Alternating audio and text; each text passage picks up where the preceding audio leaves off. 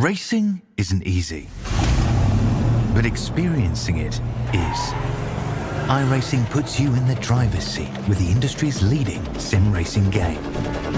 Drive on laser scan replicas of the greatest racing circuits from around the world. Go head-to-head against other drivers chosen by skill-based matchmaking to ensure competitive racing at every level. Compete across all your favorite series. In officially licensed cars, engineered to deliver the most accurate driving experience possible.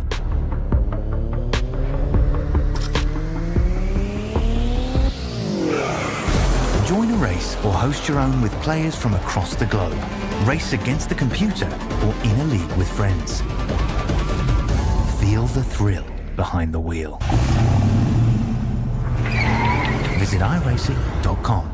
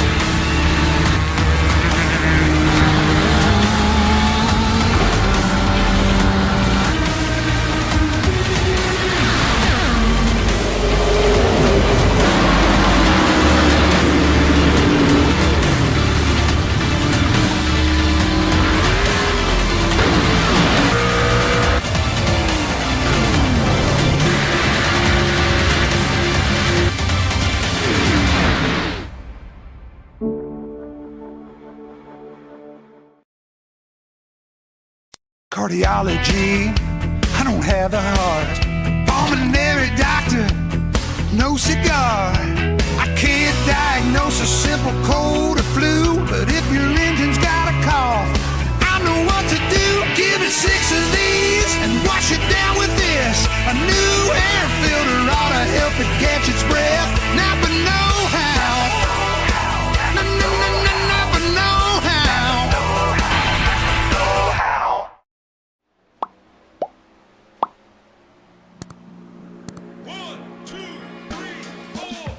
Good evening, everybody, and welcome to the ISCA. My name is Joe Castro. This is the ISCA Super Cup Series, and we are live on iRacing from Atlanta. Oh, it's going to be a wonderful week. We had a week of Daytona behind us, getting everything started, kicking things off, getting the tires kicked and the fires lit. And now we are on to Atlanta. These guys have got 163 laps ahead of them tonight. And I have got a new voice in the booth with me. But if you've listened to me on Grid Vision, you may recognize the voice of Sheldon Atkins. Sheldon, welcome to the booth at ISCA. Yeah, good to be here. Long-time caller, first-time listener. Or, well, first-time broadcaster here for ISCA. Excited to kick things off here, and hopefully they'll let me stick around for a little while. But, yeah, Atlanta, man, this is going to be exciting. You know, this is they took a mile-and-a-half track that everybody loved, a nice, worn-out, aged surface, and they decided to completely change it from the ground up. Stuffed more banking into it, narrowed up the racing groove, and in doing so, they realized that they had to put restrictor plates on these things to keep them from taking off when they get turned around. So a little bit more of a Daytona, mini Daytona. Kind of feels like Daytona back in the day, back in the 80s and, late 70s, where you don't have as much traction, as much grip as you'd really want to have. So the car kind of wants to go all over the place. Makes it really hard for these packs to form up, but really makes track position a huge prerogative here, as opposed to what we saw last week at Daytona. Absolutely. This is the Super Cup Series Napa 250. And now I watched one race earlier at Atlanta this week, and I got to say it was very, very similar, where we had a little bit of wiggling back and forth amongst the packs getting strung out a little bit. But if you can stay together here, if you can make it work, you can really get a hell of a lead. And I saw everything over the course of just a short race. I saw everything happen. And I'm looking forward to seeing it happen all over again here. These ISCA guys, though, they race a different kind of race. If you haven't been watching recently, I don't know if you got a chance to watch last week's Daytona race. These guys have clean lines, and it's probably some of the best pack racing I've ever seen. So getting a chance to see potentially some more good drafting. That's got me on edge. Let's take a look at the conditions here at Atlanta Motor Speedway. It is an oval track, 1.52 miles. City of Atlanta, but I think it's just outside of Atlanta. Do you know what town it's actually in? Hampton, Georgia. Hampton, Georgia. Actual location.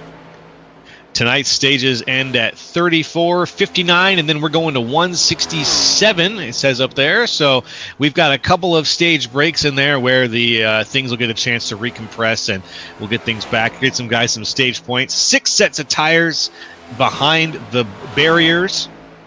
Fuel range on these cars is about 68 laps. So it looks like it's just during stage three there that we're going to have... in stage 2, in stage 3 that we're going to actually have like green flag pit stops. Sorry, I was trying to do the math in my head while I was trying to talk, and that was not happening. It's 80 in the air. It's 94 on the track. Wind is not too bad, 8 miles an hour. Have you been down to this track before? What's that? Have you been down to Atlanta before? I've never been down to Atlanta, but I've ran a good deal of this place in the Xfinity car last year before the season wrapped up. And it is, it's like nothing else. Like, I don't know how to explain it because it's a race-by-race deal. Some races, where everybody's a little more equalized with their setups and everything, you'll see guys running really packed up. And you got other races where people just found the right way to trim the car out just enough that a handful of guys can get together and just absolutely gap the field. But one thing's for certain, just like every other super speedway, the big one is always looming around the corner. And with a reduced groove on this track, it's very easy to get yourself caught up in something you don't want to be a part of. I think you're right. Well, we're going to see tonight exactly how that plays out for these guys and see who gets caught up in the big one, who doesn't. We got some picks for the race as the warm-up is just coming to an end here. Let's bring those picks up on screen. Starting with me, I'm going to say this week, I just had a good feeling about Mark Sanchez. Give me that number 29, Mark Sanchez.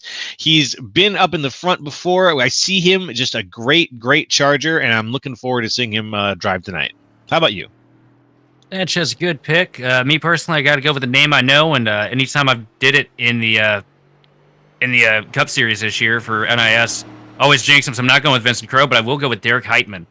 It's a name I've seen kicking around the iRacing garage for a long time. And if memory serves, he's pretty good here at these plate tracks. All right, good choice. And then the Aussie. What's Kobe down in the truck got? He's got Brandon Pasalacqua. A decent choice here. I think it's one of his favorites. So we're going to get a chance to see these guys go up. Where are they right now on... we're going to get qualifiers done right now. We got 5 minutes of that. So let's see how our guys qualify, huh? I think this is Derek Heitman, right? Got eyes on Heitman right now. Or I'm looking at Heitman right now. Who are we looking at here?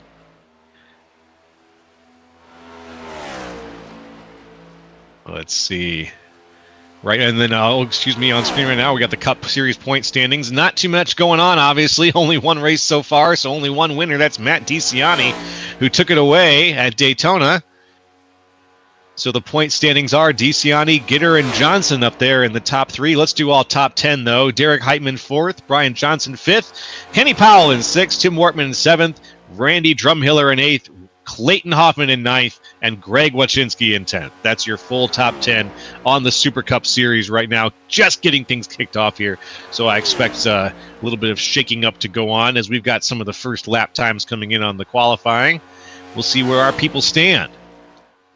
And right now, what you see is a little bit different than what we saw last week at Daytona when it comes to qualifying. You see how Heitman's bringing it all the way down to the bottom, but he's letting the car, at Daytona, you want to keep it choked down to that yellow line as best you can to try and cut off any bit of time. Here, you see him kind of working it up there, trying to get up to the wall. And here on the front straightaway, going down, getting the cut, getting that extra 10th out of it. But a little bit different. Shows how much more handling matters here at Atlanta as opposed to Daytona.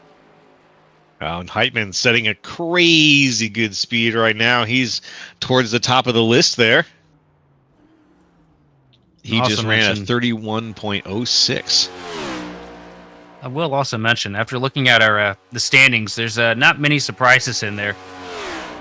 Based on the guys that are in this series, a lot of names that we called to the championship last year for NIS. Well, that's something that, yeah. So I'm still getting caught up on names. This is technically only like season 1.5 for me, so I'm still trying to get my names, the names of the ones you see often. Those are popping up in my head now. Like I've seen Patrick Gitter around a couple of times. So we'll see. Yeah, I'm trying my best to memorize them. It's gonna take me some time. Oh yeah, Gitter's a rocket. Promise you that. DeCiani, really fast too. Saw him up there at the top of the standings. Yeah, Clayton Hoffman, I've seen DeCiani sitting there in 10th. That guy, there was a lot of great battles between him and Garrett Maines last season. There's Kenny Powell on track right now in the 24 machine. Yeah, that's a name I recognize as well, Garrett Maines. It looks like my pick, Mark Sanchez, is choosing not to qualify right now. Oh no, he's out. Excuse me. He just hasn't put down a time yet. There we go. Let's see what he does. Nice and tidy down there on the bottom. Pushed up just a little bit. So that's probably where I would have to stick it. And he's bringing it right up against the wall down the back straightaway. Trying to keep that momentum up. Trying to keep those tires from binding too much in the corner. On exit, trying to maximize on that straight line speed. It's got a good thing going. Cuts across the middle there. Saves that 10th across the line. Let's see.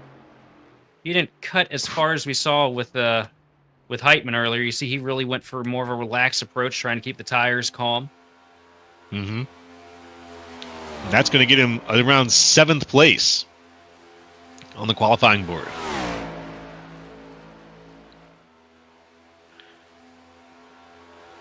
All right, we're going to get the national anthem in here in a few minutes, or a few moments.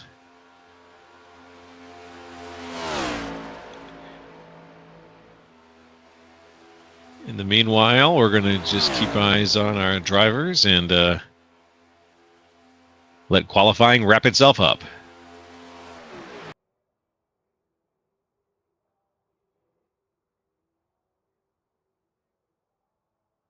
Oh, say, can you see by the dawn's early light what so proudly we hailed at the twilight's last gleaming, whose broad stripes and bright stars through the perilous fight o'er the ramparts we watched were so gallantly streaming, and the rockets' red glare, the bombs bursting in air, gave proof through the night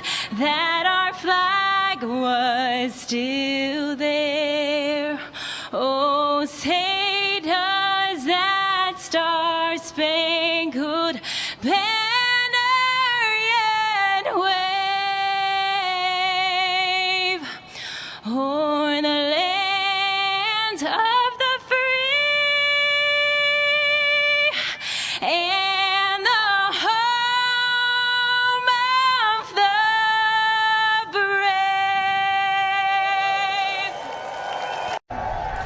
brave. Race fans, it is time for those most famous words in motorsports.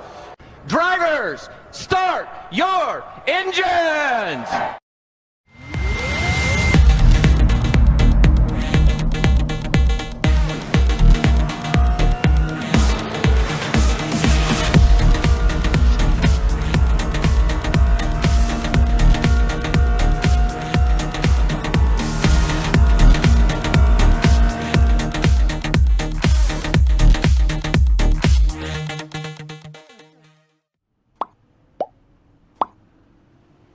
Here come the gladiators now, filing out onto the road. Let's get the grid run down for you folks.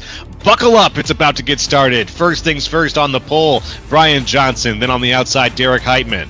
Third place, it's going to be Patrick Gitter. And in fourth place, Brendan Pasalacqua. Fifth, Matt DiCiani. And sixth, Tim Wortman. Seventh, my pick, Mark Sanchez. Eighth, Rhett Nichols. Ninth, Jermaine Vines. And 10th, Randy Mullins. Rolling off the grid in 11th place, we're going to have Jeremy Clapper-Newell, followed by Chris Johnson in 12th. 13th place, going to be Greg Wachinski with Randy Belk starting in 14th. 15th, going to be Josh Schofner, followed by Kevin Zosiak in 16th. 17th place is going to be Joey Preeb with Eric Kling in 18th, followed by 19th, Paul Hill and JC Evans in 20th. I'm going to blast through the last ones here because we're about to get started. 21st, Vincent Crowe. 22nd, Connor Banks. Nick King. John Binder. Randy Drumhiller in 25th. Ryan Strunk. Kendall Levron. Chuck Burley. Jason D. Maines. Blair Holloman in 30th. Kenny Powell. Jay Hone. David Gervais. Jose Medina. Chris Crosby. Alexander Carr. Greg Carr. Derek Jacobs. Paul Olson and Dave Fuge Jr. rounding out the 40-car list there. Wanted to get them out before we got started here. Oh, hey, look, they delayed the green. Oh, no. I tried to get it out before they got started, and they delayed it. Hopefully not for me. Let's go back. Maybe we should do it right from 20th. What do you think? Yeah. I just read them all off, guys. I'm sorry. Yeah. This is I'll try to get them out a little bit here. faster. Yeah. Yeah, we'll get them out a little bit faster next time. But we got a full 40-car field out here tonight. That 40 cars, that is 40 possible ways for this thing to go absolutely horrible. Or absolutely incredible. I mean, look, we got 250 miles of bumper-to-bumper pack racing on tap here. And you're going to see some things that you probably didn't think that you'd see at Atlanta. I'm looking forward to it. This is also 40 chances for glory right here, the way I see it. It's anybody's race until we get to the checkered flag. And we've seen people win from up front, and they stay there. We've seen people win in the green-white checkered. We've seen people win from 5th place while there's fire and flames at the finish line. So which one's it going to be tonight? What does the future have in store? What does Dame Destiny say to these drivers? Who's going to get them? Who's going to get her to whisper in their ear? We're going to find out as they come down 3 and 4. There goes the pace car. You can hear the roar. And let's get it on at the ISCA's Napa 250.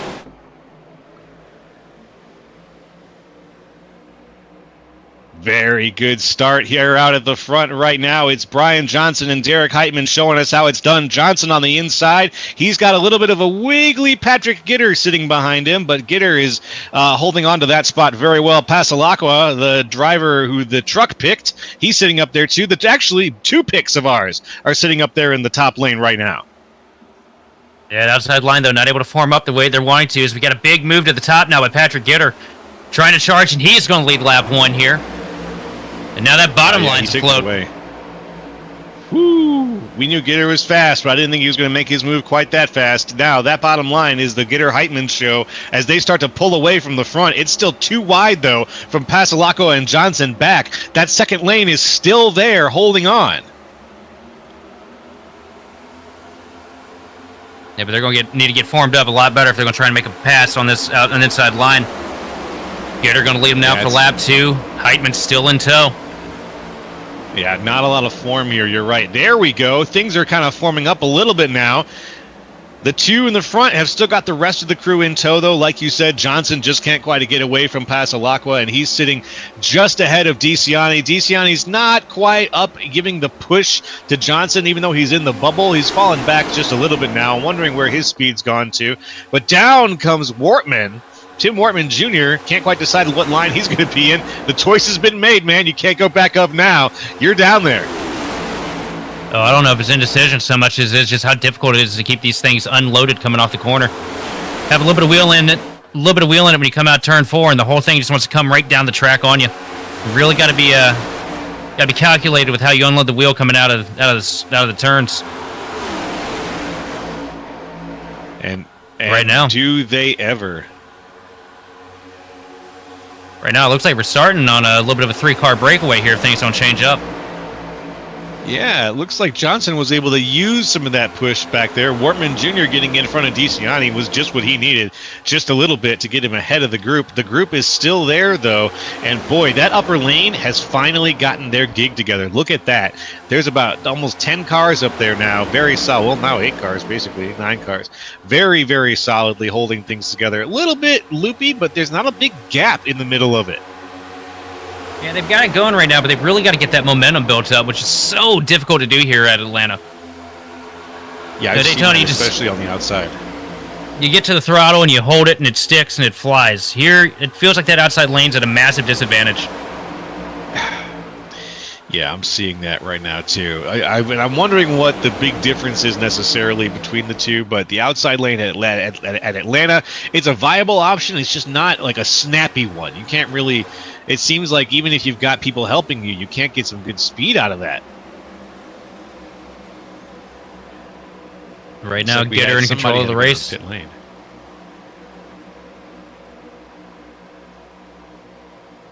Yeah, Gitter's still out front. Heitman's still behind him. We had one under the apron and 3.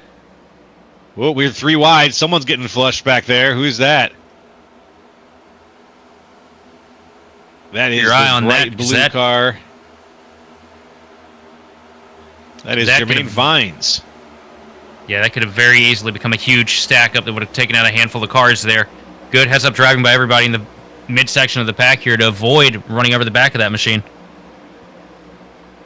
Not the best you could have hoped for. Yeah, and Vines ended up getting almost flushed out, but then he ended up finding a home back down on the bottom line. A couple of those cars cycling back, forming up on the bottom lane, but again, the top line is holding on.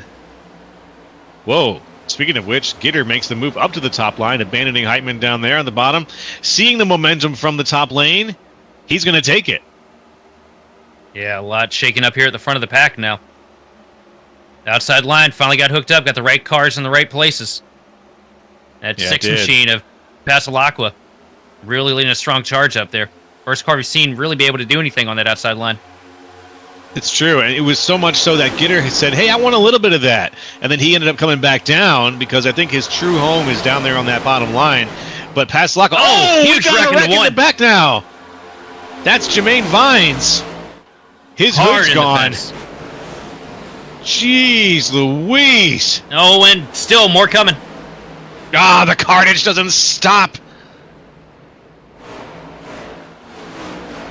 And we're still rolling, though. We're still rolling. That's a day ender right there. That is a day ender. Woo! See you in the funny papers, Jermaine Vines. We saw him struggling a handful of laps ago, and I wonder if there's just a bad handling issue with that machine. Let's find out right here. A little bit of a checkup. Yeah, that handling issue was all the load being taken off the front end there for a second. Yeah, for 1 second, he just touched those brakes. Let's see it. Watch for it right here. Is this checkup happens in front of him? He gets into the back of the machine in front of him, and it just completely shifts the load of the car. Because you got all that throw on the back, but he didn't have a chance to lift. What are you gonna do? What are you gonna do? That's a day ender for sure, especially because we are still clicking. So, as we saw just a second ago, Vines making his way off, probably going to, we're only on lap, we're on 13 right now, 163. Atlanta can fly by, but in this situation, without that yellow flag coming out, Vines is going to be in a situation where he's going to be waiting he'll be the lucky dog right now if he were to have a yellow flag, but that's about the best that he could hope for. That machine was done. There ain't any coming back from that. Once that factory smoke comes out, you just bring her back behind the garage and call it a night. That's right. The smoke is supposed to stay in the car, not come out of the car like that. Well, only at least not out of the front. It's supposed to come out of the back of the car. It'll take them about 45 minutes to put that back in it. Yeesh. Well, here back on the track, people who have got a little bit less time for that, that's Brendan Pasalacqua up at the front right now. Randy Mullins making his way into second place. Chris Johnson in third. And down on the inside, Patrick Gitter is trying to find his way back up to the front. He's got a hell of a push right now from Derek Heitman. Heitman with a huge shove to the front. He's pushing Gitter all the way. Look at how much that incident changed this pack, too.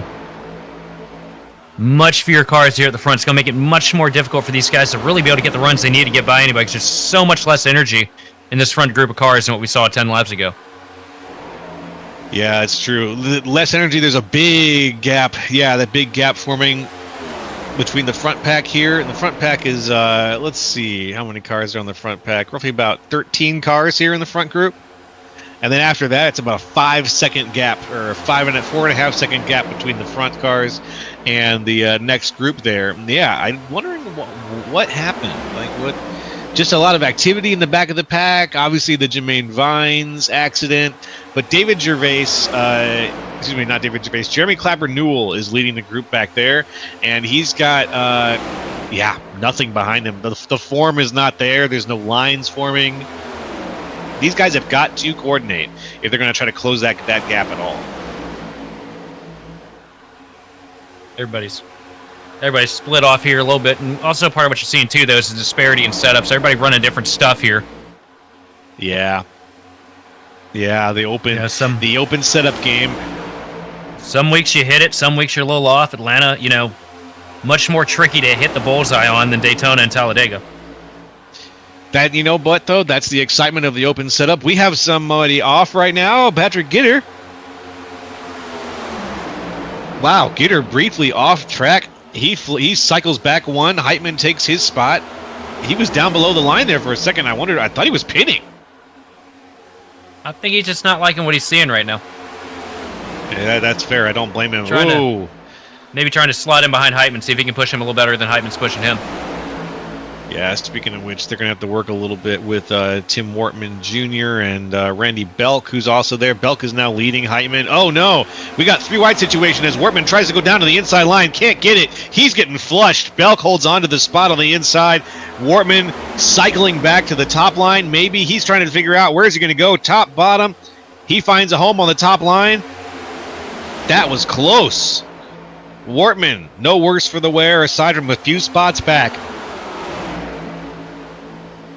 At least he's not in the wall. Oh, big slide. 3 wide up at the front now. Belk flushed out. Belk now is the odd man out. Can he find a home? And Heitman getting aggressive already, pulling a little bit of slides draft on the 47 machine here in 1 and 2. Belk's looking for a spot. He's keeping Gitter away from it. Gitter's looking for a spot. Can he get back on the high line? Maybe. He and Heitman are pushing the center lane right now, which I think he feels confident about. But the center lane's for nobody. Out on the outside right now. Into the wall a few times. That's Preeb, I believe. Yep. Preeby. I'll get that name correct at some point. Yeah, right now, Heitman's doing everything he can to be a snowplow to shovel these guys out of the way. Yeah, just ahead of him, that's Josh Schaffner. We haven't talked about him yet tonight, but he's holding on to 5th place now. 10 places up from where he started. That 6 machine still looking great at the front. Yeah, Pasalacqua putting on a hell of a show as the crew now is a crew of top-line drivers. No one's going down to the bottom line. Top 5 cars are all in the top lane. Let's see who makes that move first. Oh, we got one around, too. Oh, 2 around. Oh, the yellow flag is out because they're about to T-bone this guy. 33 machine. Looks like he just got caught from the quarter panel a little bit. That was Randy Belk. Tough break. Tough break, Randy Belk. Lap 22 of 163. I think that was just misalignment between him and the 4 machine in 1 and 2. Yeah. Trying aggressive to push here. Pushing in the corner is risky, and there it is. Right there. Just barely got off center, and it was just enough to hook that 33 machine around coming out turn number 2. Yeah, spun him good. Didn't touch the wall, though. That's good. Oh, my Lord. Wow. Chaos here. Creating some chaos. Someone else hit the wall, though. Someone else had a heavy smack into the wall back there.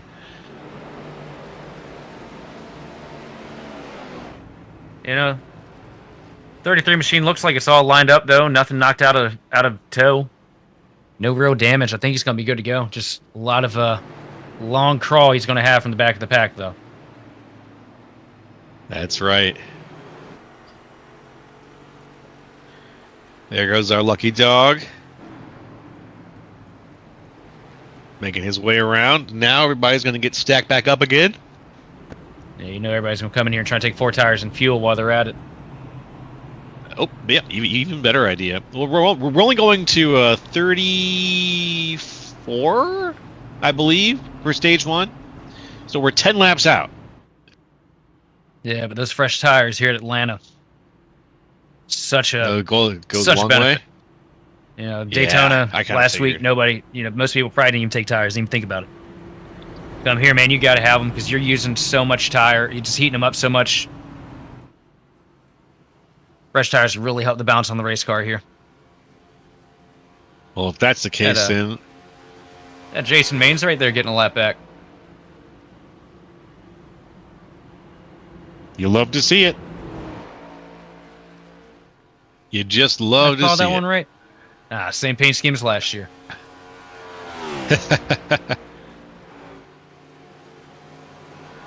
Is that an homage paint or is that an original paint? That's an original.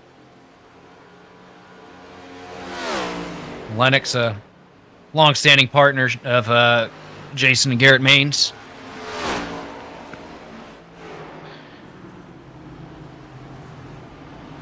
And don't forget to check out some of our partners here at the ISCA, Butt Kicker. Have you ever tried a Butt Kicker speaker? I have not. I've been sponsored by them, but I never actually got their equipment. I always wanted Fake to try fan, I one. know. Fake fan. Yeah, I felt like Fair every weather team I fake went fan. on, it felt like every team I joined had a Butt Kicker sticker right on the quarter panel for like a good year cycle there. Well, I maybe went it's through time to my give team one a for shot. 2020.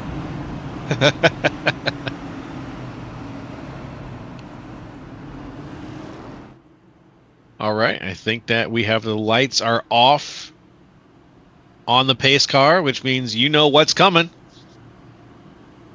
It's about time to restart the situation here at Atlanta, the ISCA Super Cup Series, lap 25 of 163. We've got the best drivers in iRacing, the best live streaming on YouTube and Twitch, anywhere you're watching. Glad to have you here, folks. Join us every week for some of the best in eNAS. I can't really call it eNASCAR, can I? That's an official thing. So join us for some of the best in live iRacing. It even has Sheldon this week. We even have a Sheldon this week. You guys can thank Joe. Yay! Sheldon, yay! That's the throngs. Let's see what we got. 10 laps of stage here. Yes, sir, and it's about to go green. Brandon Pasolaco out in front. He's looking for the Geico restart zone. The green flag is waving, and let's get it on here at the ISCA yet again. Oh, man. That 6 machine got way too good of a jump there on the start. Yeah. He's See if way that out 54 is gonna do ahead. anything with him. Now, he's gonna here give on him the a huge outside, push. Oh, Vincent down Crowe below the is trying line. to find a home. Whew, Jesus. Don't worry about that. Look at Gitter up there on that top line. You're right. This is a busy start. It's getting near crunch time. Gitter, Gitter wants those points. Yeah, there's points for the Oh, top 3 10 wide. on the table. 3 wide. They're bouncing off each other a little bit further in the back. I see it. I see it. We got people bouncing off the wall. They're still 3 wide. Nope, back down to 2. They cycled it in. We're able to keep that situation fairly under control. Back to 3. Back to 3 wide, just a little bit back in the field there. Who is that back there? We got people in there like Ryan Struck, Kevin Zosiak. They're cycling back a little ways. Oh, here comes Gitter down to the bottom. That was a 20 Trying to of sneak Chuck one out on the Gurley. 6. Can he do it? Can't pass He's getting some Velasco help Hole at from that Mullins. outside line, though.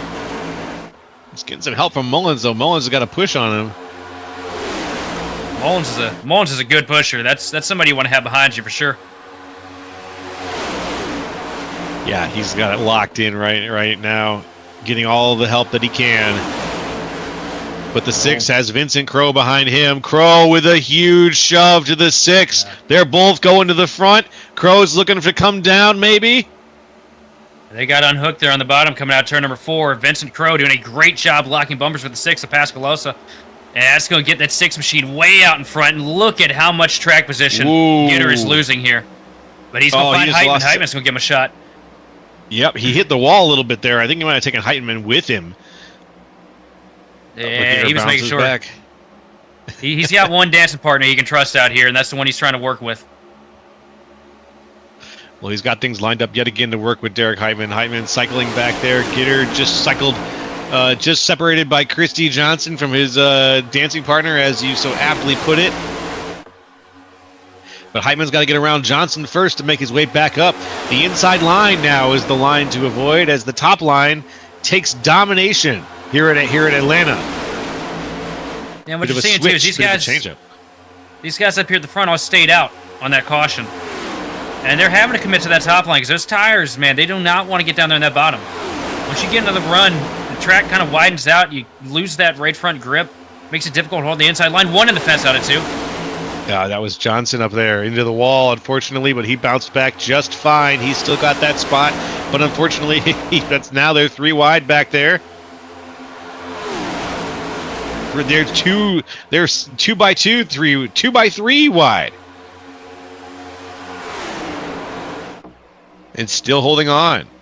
Not viable very long here, lads. You're going to want to cycle that out and figure it out. It's a huge hornet's nest back there. It's going to be very difficult for anybody to get anything done on that 6 machine because he is just fast. Bad, fast hot rod he's brought to Atlanta today. Whew. Whatever he's feeding it is working. And Vincent Crowe just doing a wonderful job pushing him. Oh, big wreck in the back. Massive wreck in the back. The yellow flag is out. Let's see who's involved. I've got names like Eric Kling. I've got J.C. Evans.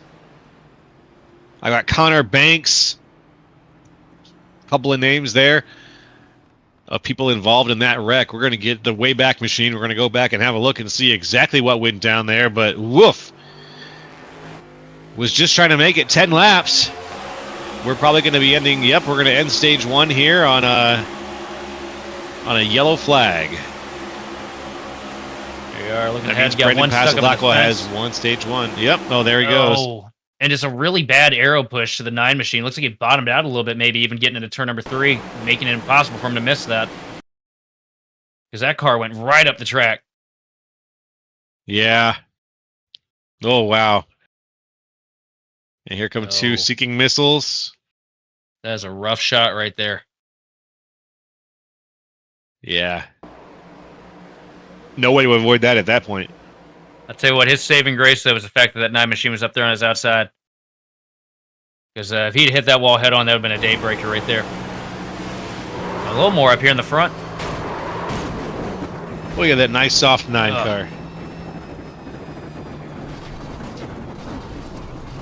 And the 9's off and out of control. 9 is done after that. Look at how much that right front tire is knocked out. Oh, man, yeah. Needs to go see an orthodontist. Hopefully Pascalas's pit crew got out of the way there. Yeah.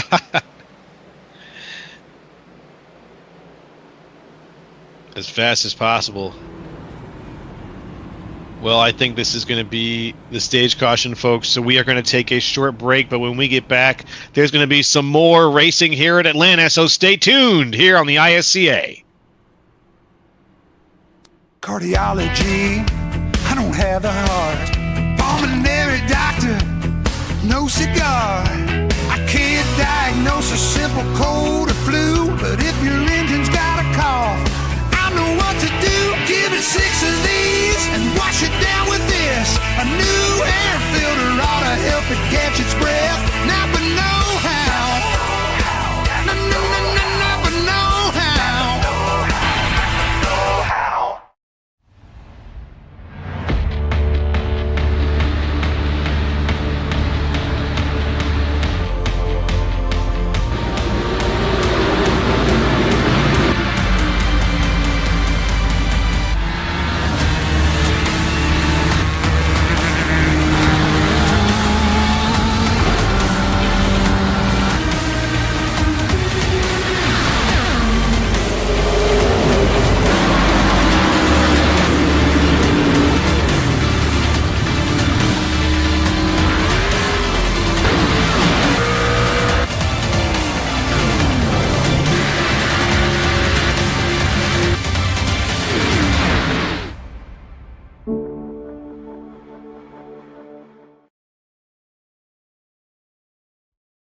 Racing isn't easy, but experiencing it is. iRacing puts you in the driver's seat with the industry's leading sim racing game. Drive on laser scan replicas of the greatest racing circuits from around the world. Go head-to-head against other drivers chosen by skill-based matchmaking to ensure competitive racing at every level. Compete across all your favorite series. In officially licensed cars, engineered to deliver the most accurate driving experience possible.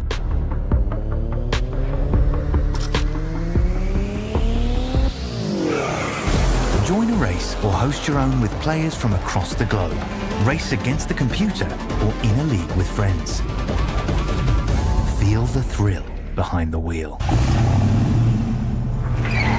Visit iRacing.com.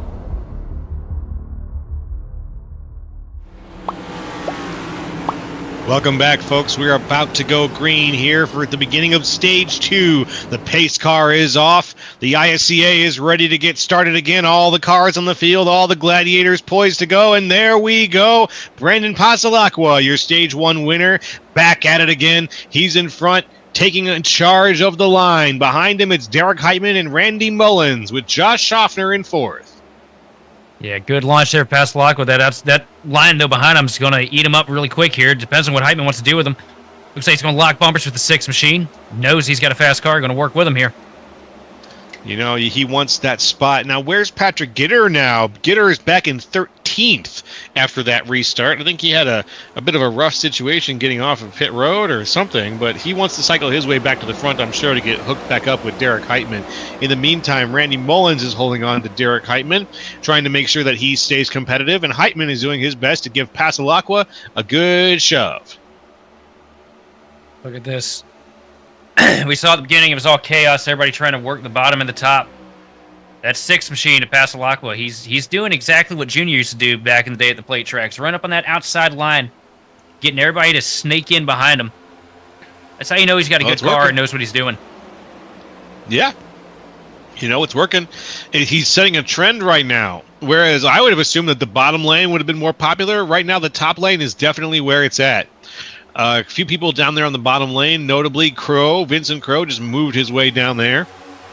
But still, the top 5 cars are all in the top lane, the top third of the track there. Kind of riding the middle groove during 1 and 2, 3 and during the turns, but dropping back down to the line dropping back up to the wall a little bit when they get to those straights.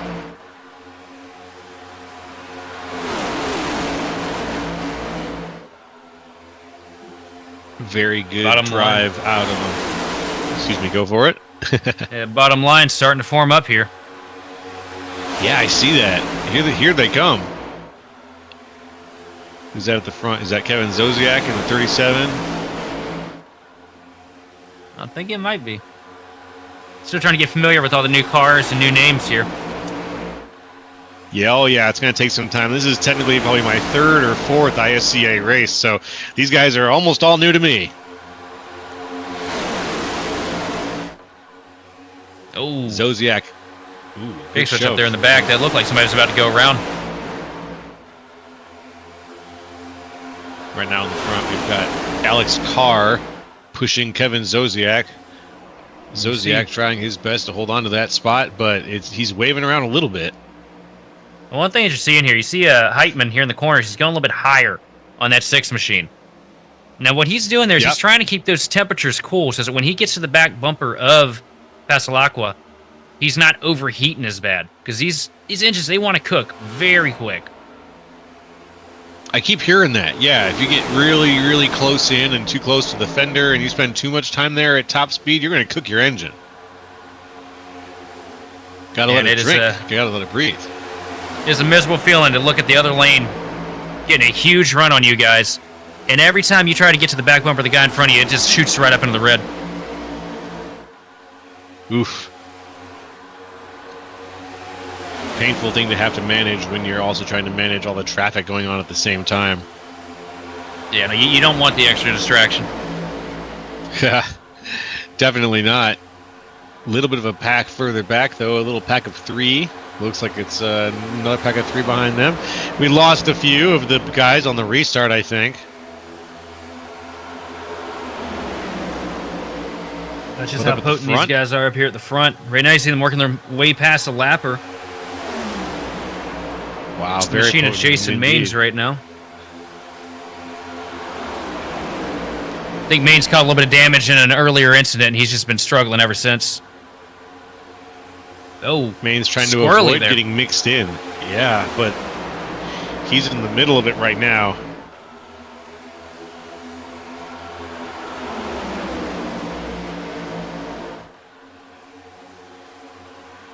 There we go. He's able to cycle his way back through the line.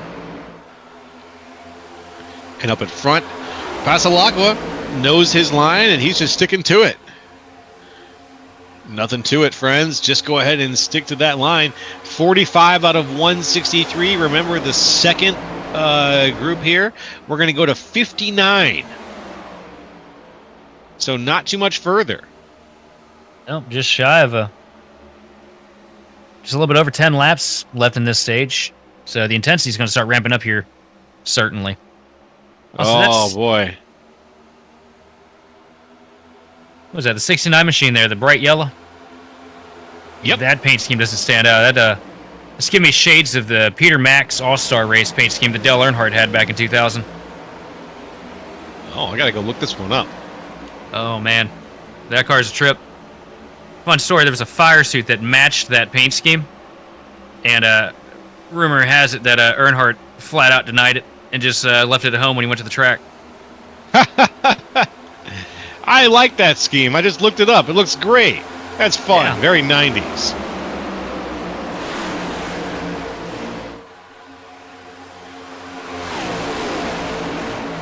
Okay, well, that does have that. That does reminisce of that a little bit. That's Rhett Nichols in that machine in the number 69. Tell you what, that is a spotter's delight when you come to these plate tracks. Yep, always going to remember that one.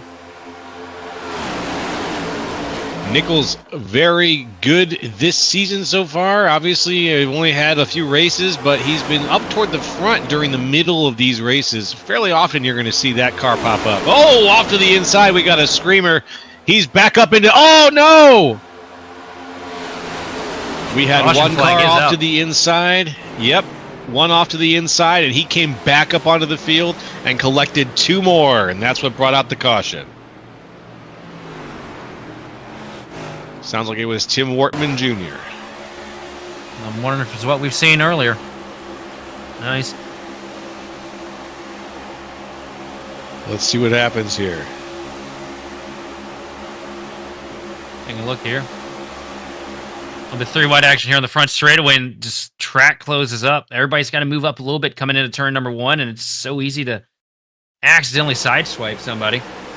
This is the second Randy Belk accident of the day. He looks like he got more or less scot-free. Yeah, for the guy who got sent down, he came back and he did more damage than he took. Yeah, he went in with a death sentence, got off with parole. Whew.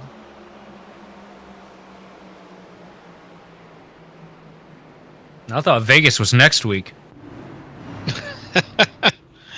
Oh no, Vegas. Oh, you're right. That's gonna be. That's gonna be a hoot. Speaking That of is gladiators, one of the most fun tracks to call, in my opinion. I love Vegas. Oh, good. I don't think I've called Vegas since I called it last year for like High Slide or something. I think We'll you see. did NIS with me last year there, actually. Did I? I only did I think NIS a that's one of the handful weeks. of times. Or I it was only either that or called, Monday like, night. 3 It was either that or Monday Yeah. night open. It might have been one of those 'Cause I twos. know- I don't think I didn't call too many of those last year. I called a few. I know Austin wasn't around for Vegas week because I had to call the NIS as a lead, which was that was a battle of attrition for Darby. See, what I'm trying to do is I'm trying to get to the point where I can get that good commentator's memory like you guys all have. Because you guys will be like, last year, Kevin Zosiak had 6 pancakes before he finished the championship in 4th place. So the actual winner was this guy. I'm like, how do you remember this? Okay, It's what kind of incredible. pancakes? What kind of pancakes we talking though? Blueberry. Oh, dude, blueberry, my favorite. There you go. Ton of maple syrup. Can't go wrong. Oh yeah, Can't go wrong. Cannot. You absolutely can't go wrong with blueberry pancakes and a ton of maple. We're trailing. Well, yeah, I've always admired the commentator memory, and I'm trying to develop it myself over time here. So hopefully I'll be able to lock in some of these names and stats and wins. And I can barely tell you what I had for lunch yesterday, much less who won Daytona last week. Actually, I think it was Matt DiCianni. But still, when you're calling a couple of races a week, sometimes they kind of blend together. And I want to make sure that I give all the appropriate lauding and shout-outs to the boys here at the ISCA that I can and remember their accomplishments. So, here's to that. I've had too many head injuries to remember too much. I just know the big names at this point. Well, we're going to see some names get made, I think, my friend. We're going to see histories being built brick by brick, mile by mile. That's a better analogy right now. Eyes on Rhett Nichols. There we go. That's the pink and yellow 69 machine. Reminds me of the car from Kill Bill. You know the one. Yeah, it's the Peter Max machine for me. That's all I see when I look at it. Fair enough. I bring that Hollywood perspective. That's where I come from.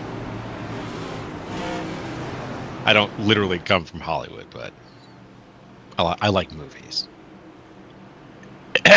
Anyways, the like pace old car's comedies. lights are off. Ah, there you go. The pace car's lights are off, so you know what that means. Not a comedy, but an action-adventure movie is about to start, and it's called the Napa 250, and it's live right now here with the ISCA. There's the green flag. There they go, and let's get it on. Another good launch for the 6 machine. Yeah, I was about to say Brandon Pasalacqua, not a bad spot to be in. He's going to find his line and get to it. Can Heitman just get there without getting run over? Yep, I think he's going to get there. And he's going to help him keep that line. And I got to say, man, Heitman's got to be one of the best pushers out here because I've watched him aggressively get into the back bumper of the 6 machine since they first hooked up, about 20, 30 laps ago. Not once have you seen a tire thrown the wrong way. He's just had him perfect around here. A little bit of wiggle there, but, I mean, that's going to happen coming out of the corner. And a lot of guys will get there and start getting aggressive like that and just make huge mistakes. And you're not seeing that out of Heitman. Which, none too surprising. You know, I've heard that name for years, as I mentioned earlier. So, good showing from him right now.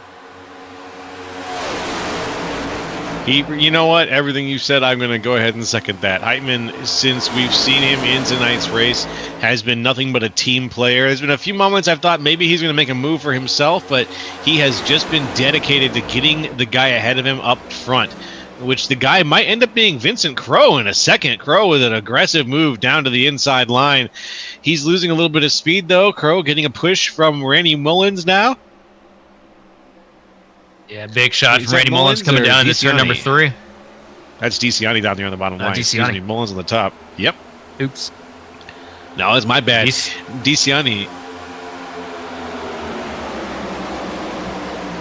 He's got the push now. DiCianni is pushing Crowe. Can he get him side by side with Pasalacqua? It looks like they are, and in a moment, it might be Vincent Crowe leading a lap.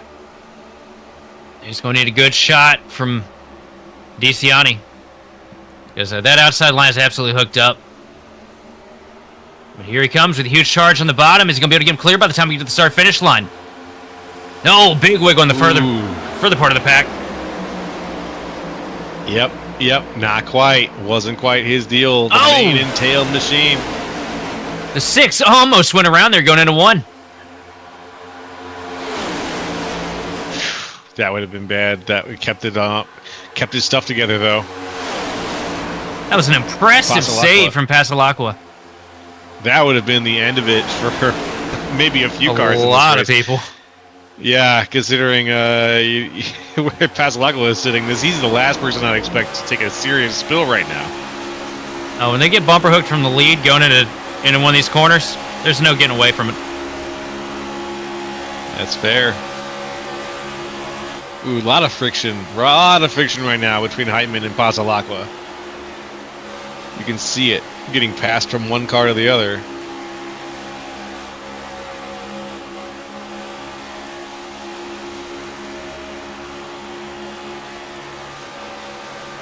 Making Tell you what, a little though. bit of distance. Yeah? What's up? I'll tell you what, though, Crow is not giving up there on that inside line. Woo! No, he's not. He's trying to keep pace. He's trying to keep pace, but it looks like it's almost like every time he gets just a little bit close, Sisyphus kind of pushes him down, or Sisyphus gets pushed down a little bit. There goes Derek Heitman, though. He said, Pasalacqua, I'll see ya. I'm going to take first place. And here It's comes chaos Vincent here at Crow the with a front. charge to the bottom. He's going to be able to get anything done. He's going to lose his help and fall way back here. He's going to move DC out. One's in the wall.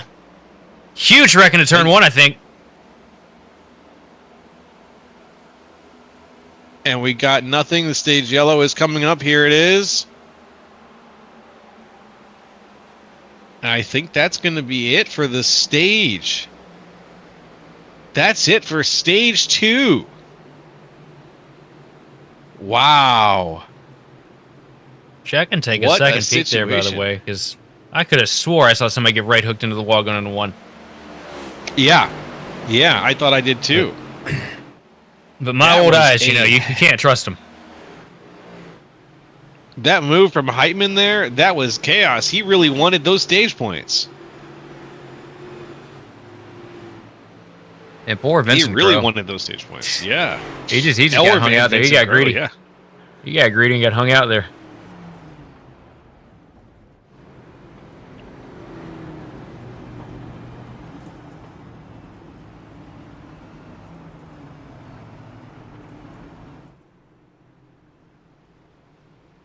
Well, okay. That's the end of stage 2.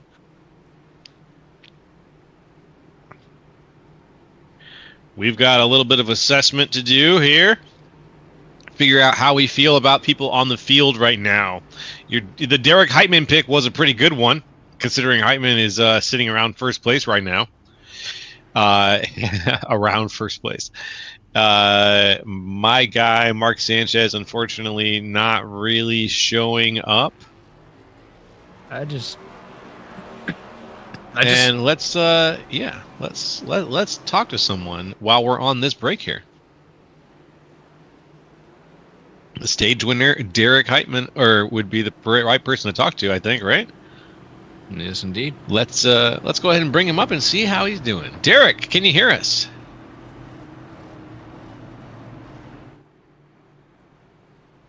Derek Heitman, stage I'm not winner. the Are you stage there? winner. Nope, I'm not the stage winner because this is bullcrap. You might as well just pull Pasalacqua up here because Kenny's telling me the ruling is the stage winner is whoever's the leader when the caution comes out because he made a mistake and didn't throw yellow when he was supposed to. So you're interviewing the wrong guy. We're running a Oh no! crazy make-believe, make-up-your-rules-as-you-go league here, so... Oh no! Sounds like there's a little bit of trouble with the situation down on the field. Brandon Pasalacqua, we hear that you might be the stage winner. Hey. Hello. Well, that was Hey, a hell how of a we doing? drive. Thank you very much. Appreciate it. We're doing all right. We were just taking a look at how things were wrapping up for stage 1 and 2, and your name has come up quite a lot so far. Congratulations on that second stage win, and just staying on the head of the pin. How have you been? Holding up? Yeah, just maintain the high lane, and I got great teammates behind me at Paradigm, and so it's hard to stick together. The end of the stage there was exciting, and I'm sure the rest of the race will be too, so it's been a blast. Yeah, absolutely. Really nice to have you. We're going to get you back down there to finish your race, but thanks for popping in, and good luck with the rest of it. Thanks. Have fun up there. We will, absolutely. And we'll get you back down into, where were we? You're in Paradigm? Paradigm Red, I believe. Gotcha. Right, We'll see you. Good luck. All right. That was Brendan Pasalacqua. Let's see how things go for the rest of the race here. Hopefully they get things straightened out.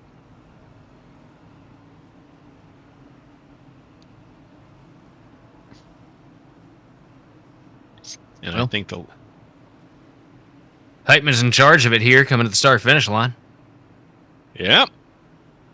It's good place to be, regardless of how the stage might have ended up there.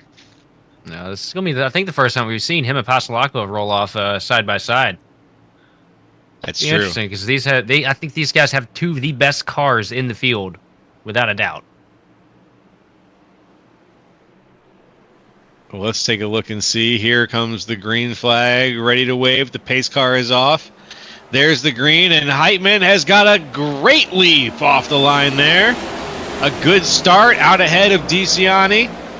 DeCiani being trailed by Crow. Crow not giving any space there to the outside to Pastelacqua. Pastelacqua using the cars behind him as best he can, but he can't get much better than that right now. Crow says, I'll lead the top line. Why not?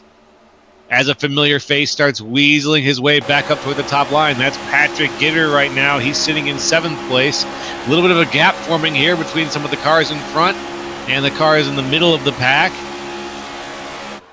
But a decent start overall to stage 3, where we got about 90 laps before we're going to be done.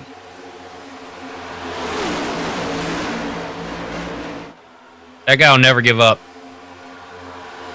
His persistency, I've watched it all year last year. No matter how down he is, he's going to try and find a way to get up there and crawl to it. Talking about Gitter, right? Crow.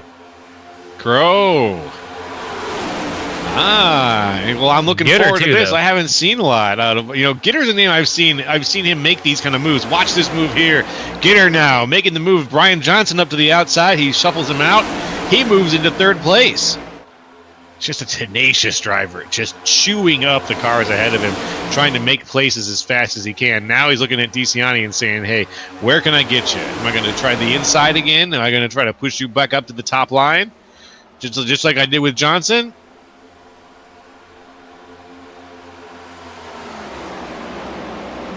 Let's see.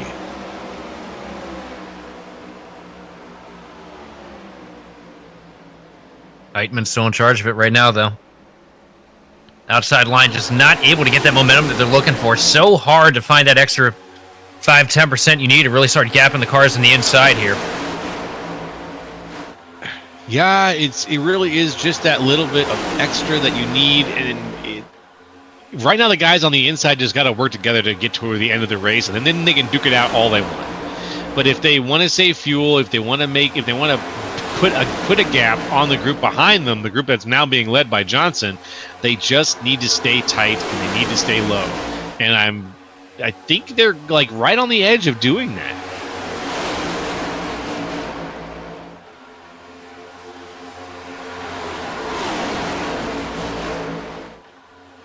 Looks like it's going to take Derek Heitman a little bit of time, though, to lead this group away.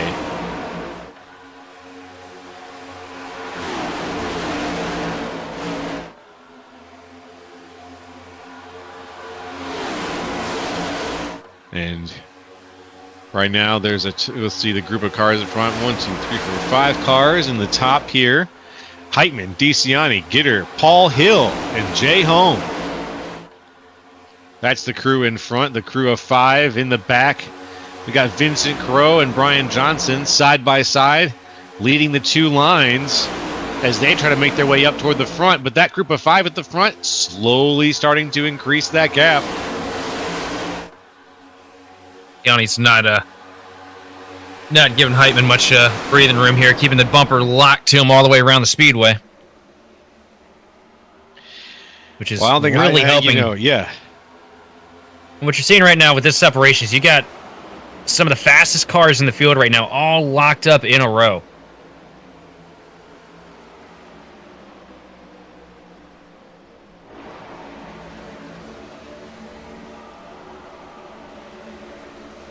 And there you go, right there.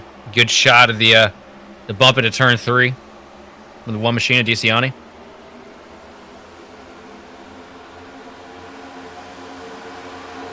He's trying. Let's see what this front group. This front group has now convinced the back lane to just completely straighten out. Oh, oh no! That's not good. That's trouble in paradise right there. Yeah, don't like seeing that. Don't like seeing the number 2 spot vanish, especially when you've got the number 3 spot so close to him. We saw a situation at Atlanta recently on Tuesday night. I saw a car come back from a blink and immediately get spun up into the wall. So I don't want a repeat of that. That's just not a fun simulation. Yeah, I've had that problem once or twice in my day. Yeah. Coming back from the blink and then you get spun because your car is inside the bumper of the car behind you. Yeah, I had a CPE failing on me at one point. We were at Homestead in the trucks, and I was trying to debug what the problem was, and it was 2 or 3 races in a row where I just got absolutely shoved through the catch fence going into the first turn of the first lap. Yikes. Well, it looks like the DeCiani situation has stabilized at the very least. Back at the back, Brian Johnson's got a little pack on the outside that he's leading, trying to get caught up to this group here. That little little bit of 3 wide here. Ooh, yeah. Just saw that. Jay Hones there. That was Vincent Crow on the inside also. I think that's Jay Hone now cycling to the back of this forward pack, which now has about 10 cars in it.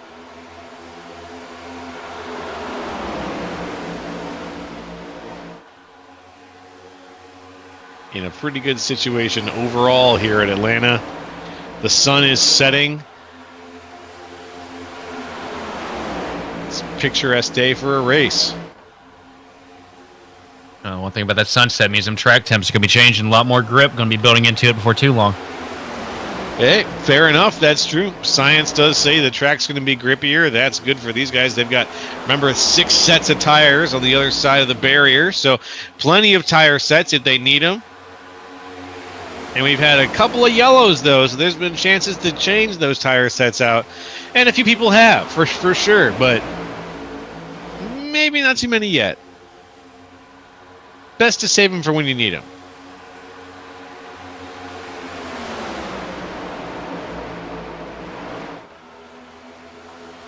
I do think the biggest loser on that restart, though, is that 6 machine. You got shoved up on there in that outside line. It just shows how difficult. You know, we've seen that car up here at the front dominating basically since they dropped the rag to start this thing off.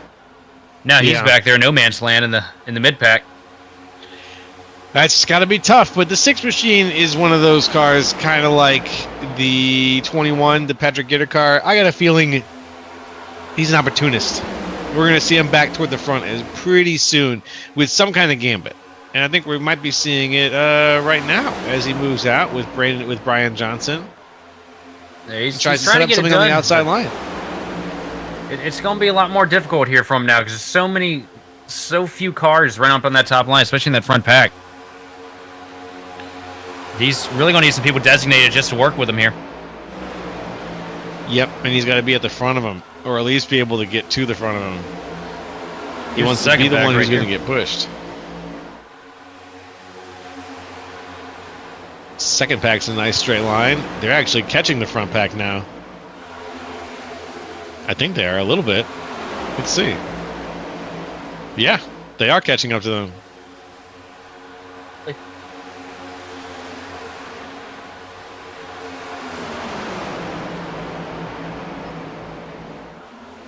Oh, one up in the fence, though.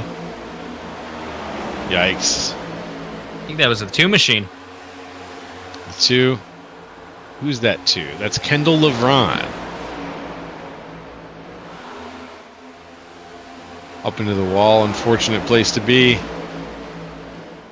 Let's take a look at this pack a little more closely for sure. Oh, just about hooked him on the front straightaway. Oh, that's messy. Oh, that's messy.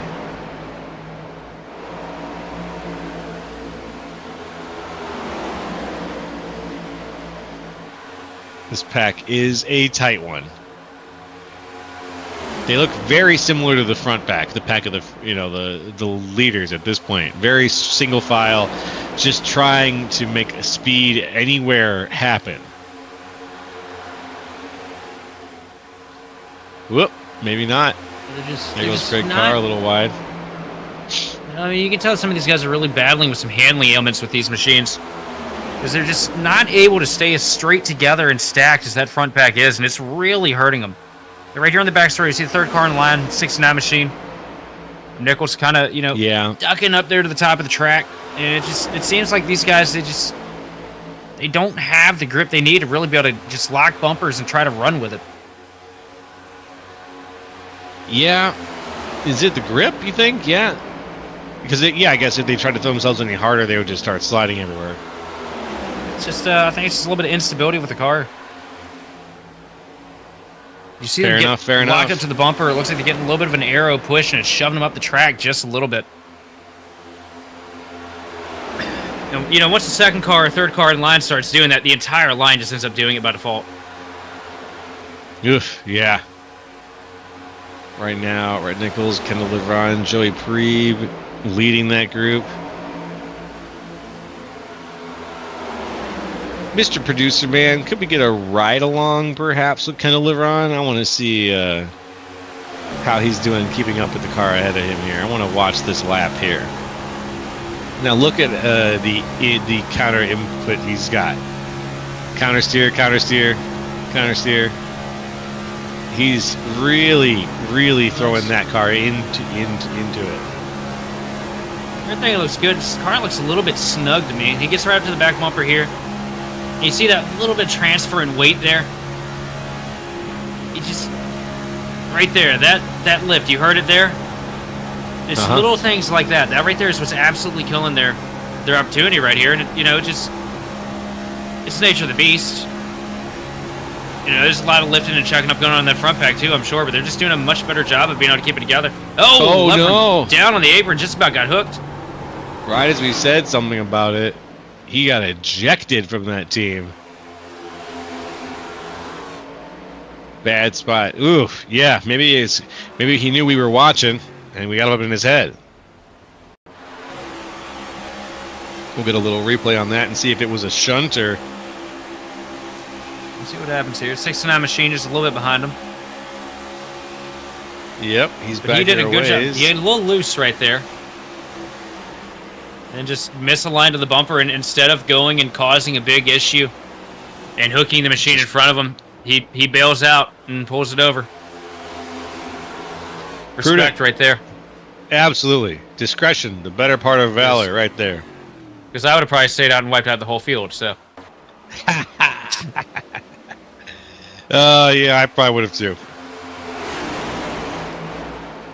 Right now, back up at the front of the pack, Heitman still in charge over DeCiani and Patrick Gitter.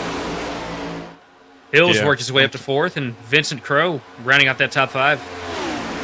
It's a solid-looking top five, to be honest. And yeah, I'm completely guilty of riding. I got this straight to hell. Like, yeah, it's exactly what I do in situations like this. So let's hope that I got this turns out to work for drivers like Matt DeCiani and Heitman, who's been a pusher most of this race. But now let's talk about where Heitman's at. He's been pushing, and now he's getting pushed. And he seems to be handling this responsibility just as well as he was handling the other one. What do you think? Well, I'll tell you what, it doesn't surprise me too much. These top three, any week in and week out, man, these are some of the best guys that I've had the luxury of covering. You know, saw a handful of wins from Derek Heitman last year, and, you know, NIS and A-Open. Same thing goes for DeCiani as well as Patrick Gitter. There's a reason that these three are affiliated with some pretty big names in the iRacing industry. Well, it pays off when you're that good of a driver, and you've got the big names that want to associate with you. We're graced with some great names here in the ISCA, and aside from those three, we're going to see a few legends get made, I'm sure, over the course of the next season. As Derek Heitman takes things away, and this line is very steady. Whoop, they just broke up a little bit. Look who's going to try to make that charge. It's a six machine. Ducks back in, though. Wasn't able to get that momentum. He's looking for it now, though. Maybe he's got it. That's Pasalaco on the outside. He's trying to make a pass on Crow. He's got the help. Johnson's out there. And Pasalaco just has such a rocket when he's in front of a pack. I think that's Randy Mullins with him as well. Yep. Yeah. It's Pasalaco, Mullins, and Johnson. Yeah, Mullins is working with him the better half of the first stint before the first stage. Those two were able to really make something cook when they hooked up together. Well, let's see if it works out later in the race. Here now, where it's really coming down to the line. Coming down to the line of lap 93 of 163.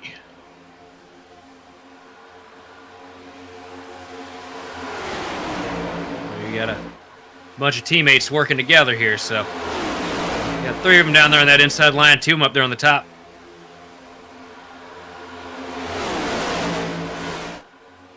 Paradigm that top versus line Fortis. is yeah, it's true. And now the top line is making its way back forward a little bit by bit.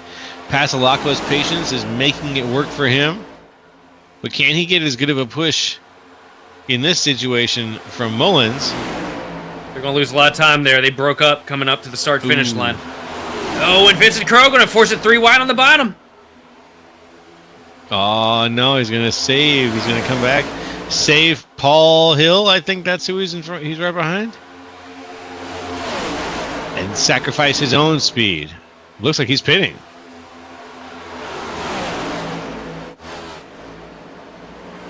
I don't think that was a attempt at pitting. I guess not. I thought he was. He was down pretty low and going pretty slow, but I guess not.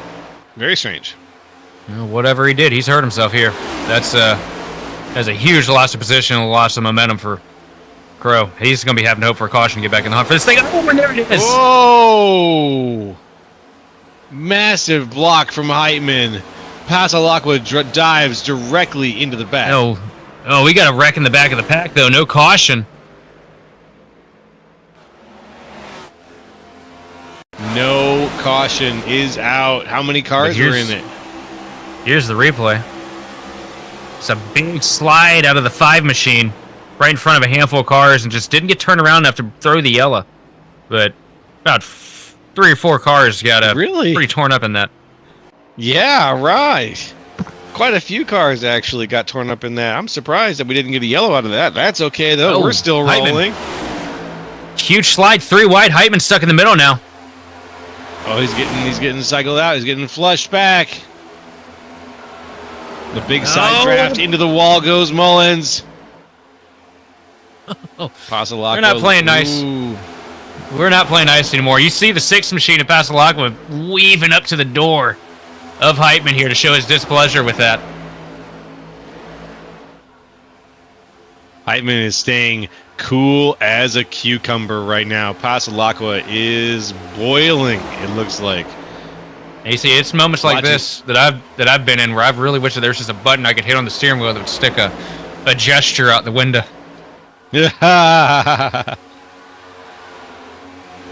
got in trouble for having I got in trouble for having a text prompt that would play every time I hit a button. There was something in that line. That would get you. That would get you. That would get you pinged. Yes, that would draw attention. I've always wondered how those ended up being legal, and if they are.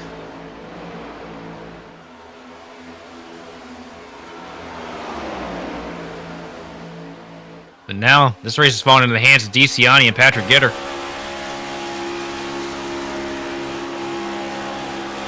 DeCiani, Gitter, Hill, and Wortman.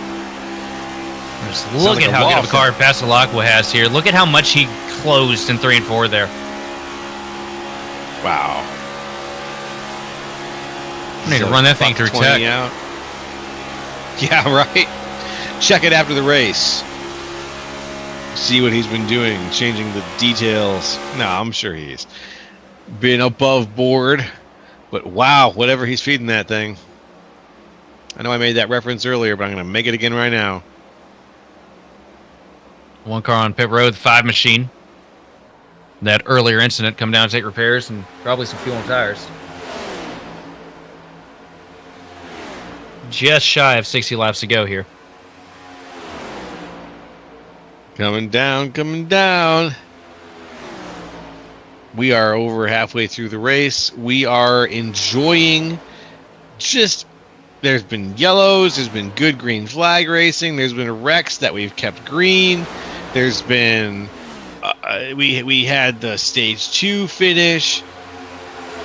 This race has already been a week long with how much stuff has been going on in it, and we're just over halfway done. It's been exciting, really, really wild. A little bit of shuffling happening there in the second pack. Right now, Just a 4-car bit. breakaway at the point. Yeah, these guys have got a lock on themselves. Very, very good knowledge of the car, how fast it can drive on these really steep, not really crazy steep, but on these steep turns, they put it right in the middle. They don't really ride the high line during the turns. They ride that center groove, and they make as much use of the turn as they can without sacrificing an ounce of speed. They're doing everything they can right now to utilize that momentum down the straightaways. And it looks like it's Get her. paying off for them right now. Gitter got a little bit squirrely there behind DeCiani. Yeah, that's going to happen, though, as these guys get further and further in, and their tires get more and more tired.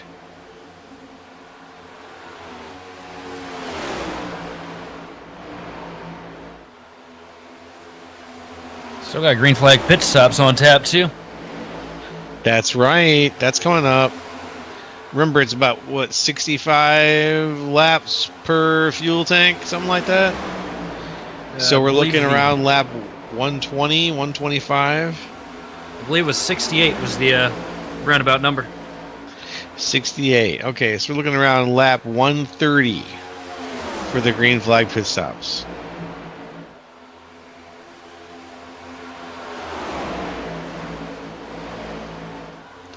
Up at the front there. Is that? Who is that back there? There's a lap car right now between them. Who is that lap car? I'm trying to get a name. Is that Paul Olson? Yeah. Paul Olson. Our lap car. Right in the middle between the two groups.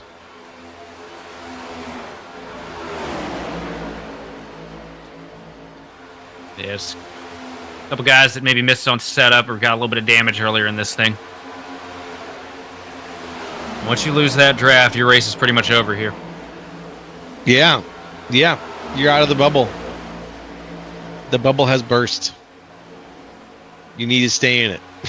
I don't know what else to say. But if you stay in the bubble, you're in good shape. But you've got to have enough speed, just like an initial investment. If you don't have that initial investment, you are just boned. I see DeCiani and Gitter just being a set of solid teammates here, working together. Nobody trying to get the jump on either one of them, just staying with the course. And that's how you got to do it right now. That's how it's. I mean, I think it's worth it. You want to make it to the end of the race, and you want to get there in one piece enough to duke it out for the end of the race. You got to do it. 109 out of 163. We're almost down to 110. Then we're only 53 laps away, man. It's you got to get there first before you can fight there. And two bad fast Chevys at that too. You see that second pack still trying to make something happen, but unfortunately they're losing so much time to these lead cars.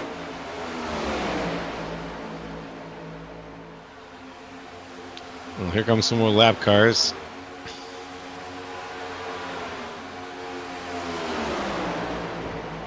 They gain a little bit in the corner run, that bottom line, but I feel like they just need to cycle to the top. They got fast cars in tow there.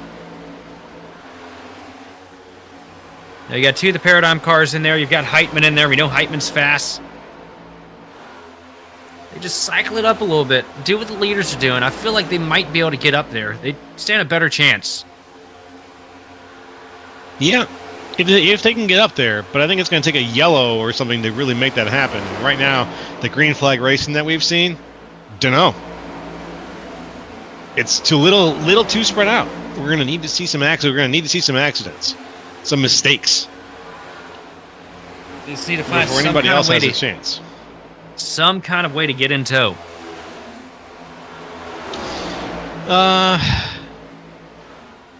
wait for a group to pass you and then just tuck in as best you can and pray to God you're fast. Or start side drafting the leader of the next group that's going to pass you, and then just work your way backwards on the field. And you should be able to get in line with no problem by the time you're done. I don't think they got worried about anybody passing them. That's a fast line of cars right there.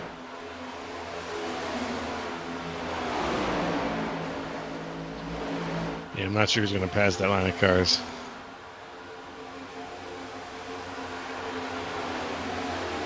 Well, here comes the leaders now to a pack of lap cars. Let's see how they handle the traffic. This is where it can get dicey.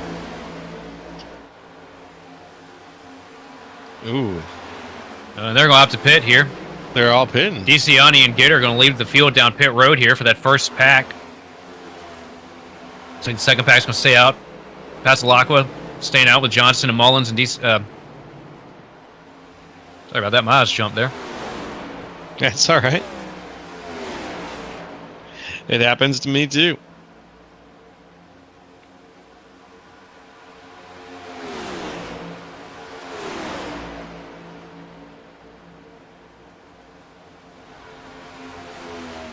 Okay, race leaders.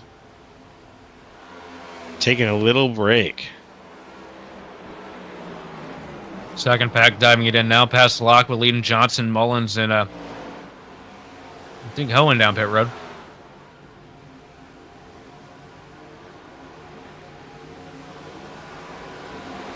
There's eyes on Matt DeCiani.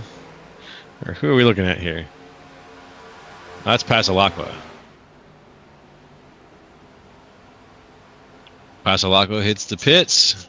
Johnson in front of him.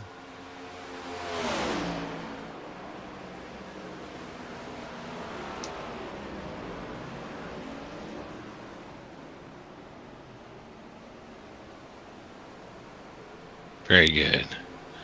Looking good, Pasalacqua. Looks like 2 tires and fuel for Pasalacqua.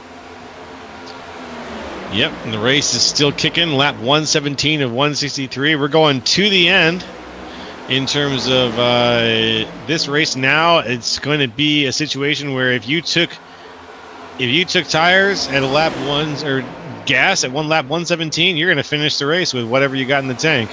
So a lot of these cars are getting set up and are on their final strategy.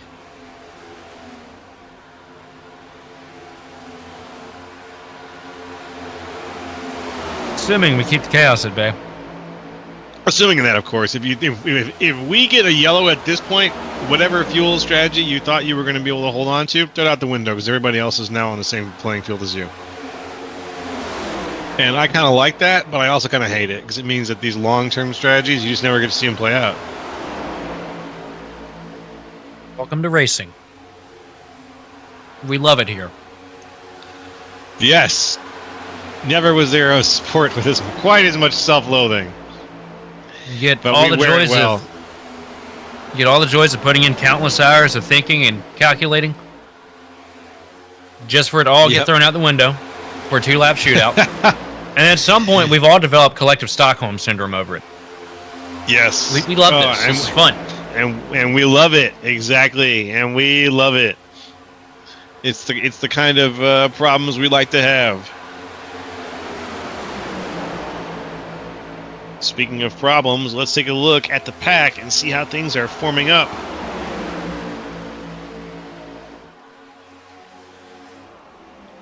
Out in front, Josh Schaffner, Alex Carr, and Kevin Zosiak are your 1, 2, 3. Oh, one of those paradigm machines. Yep, those pair down? I think that's it.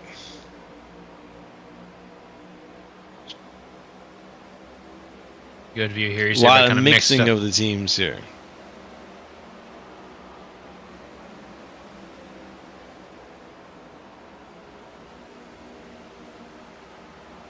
But there, like you pointed out, are 3 members of one team here, all within the top 7.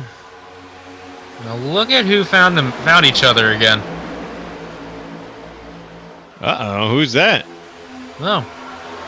With all that big gap, looks like that second pack did a better job on pit road because you got Heitman back in the mix here, locking bumpers with DeCiani and his other teammate Gitter.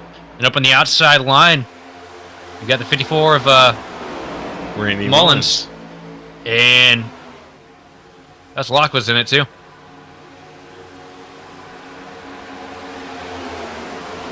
Oh no, the front pack's about to go a lap down here. Let's keep eyes on that and see what happens when they get past.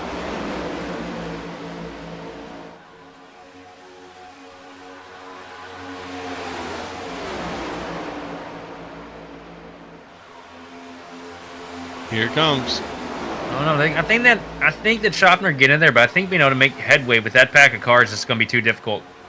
Because those are the fastest cars in the field up there in that pack, about to lose a lap. Oh man, you're right.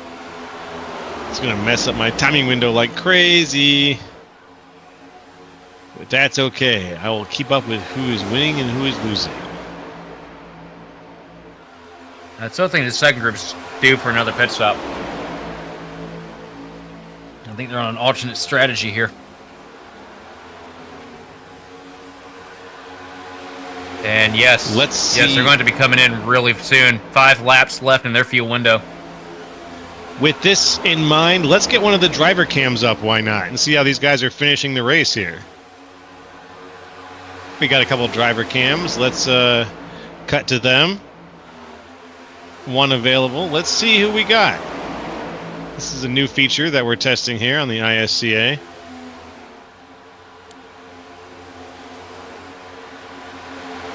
All right, Rhett Nichols behind the wheel. Let's see if we can get eyes on him. He's in the, oh yeah, the beautiful neon machine, the 69 machine. And we're also going to have his heart rate up on screen. It's the future, Sheldon. Oh, my lord. Y'all don't want to see mine every time they go into the corner 3 wide. Hook up to the commentators for their heart rate. That's what we need to see.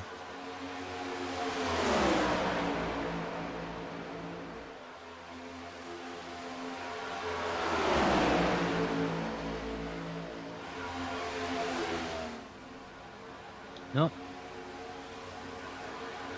Nope. We got people diving down pit road. Schaffner coming in. Oh, huge lockup behind him. Yep, I was about to say it's getting a little quiet on the track because we got a lot of people coming, a couple people coming down pit road here. That car just about lost it coming into pit road. That's going to hand the lead to Zosiak for the time being, though. And the time being keeps getting shorter and shorter as we're on lap 128 now of 163.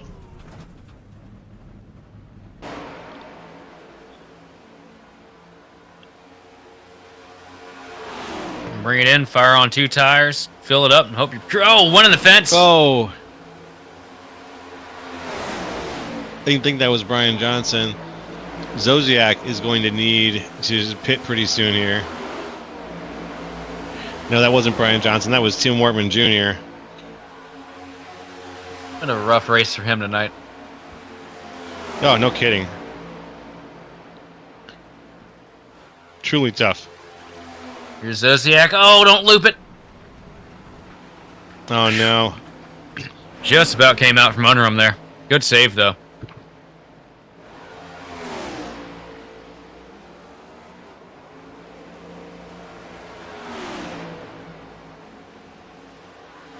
And here he comes down the line.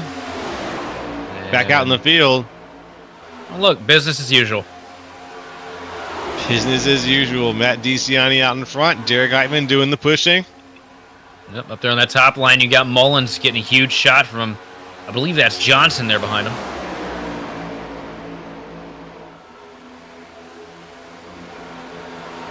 And sitting pretty in fourth, it's Patrick Gitter. But look at how good of a job third. Heitman and DeCiani. Look at how good of a job Heitman and DeCiani been doing, though. Starting to pull really a gap have on been. these guys behind. Like, it's just relentless how well these two are working together.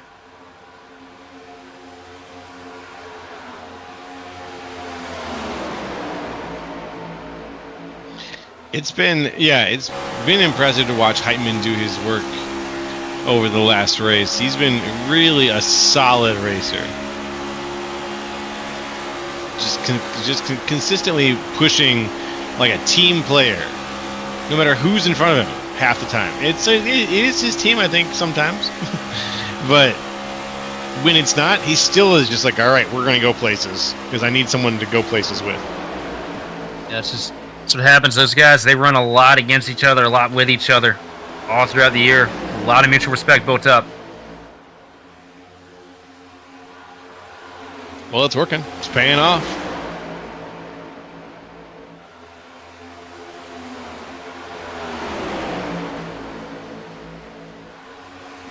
Around they go. Lap 132 now. 30 laps to go. Lap 133. 30 laps to go, folks. We're in the longer stretch, the third stage here of the ISCA Napa 250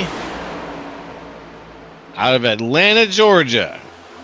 Or what is this name? Williams, Georgia? Williamsburg? Hampton, Georgia. Excuse me. Hampton, Georgia. I don't know why I thought it was Williams something. Hampton, Georgia.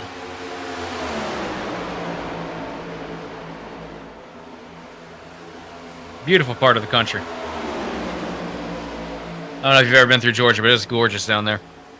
I have been to. Oh, smoke! Oh no, that's not good.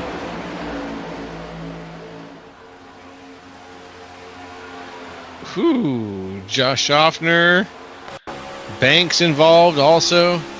Jose Medina. Let's get an eye on the situation. See what went down. Big wiggle there. Oh, ooh. 48 machine tried to dodge it, couldn't quite. 58 gets slammed right up into Schaffner on the outside line, and around they all go.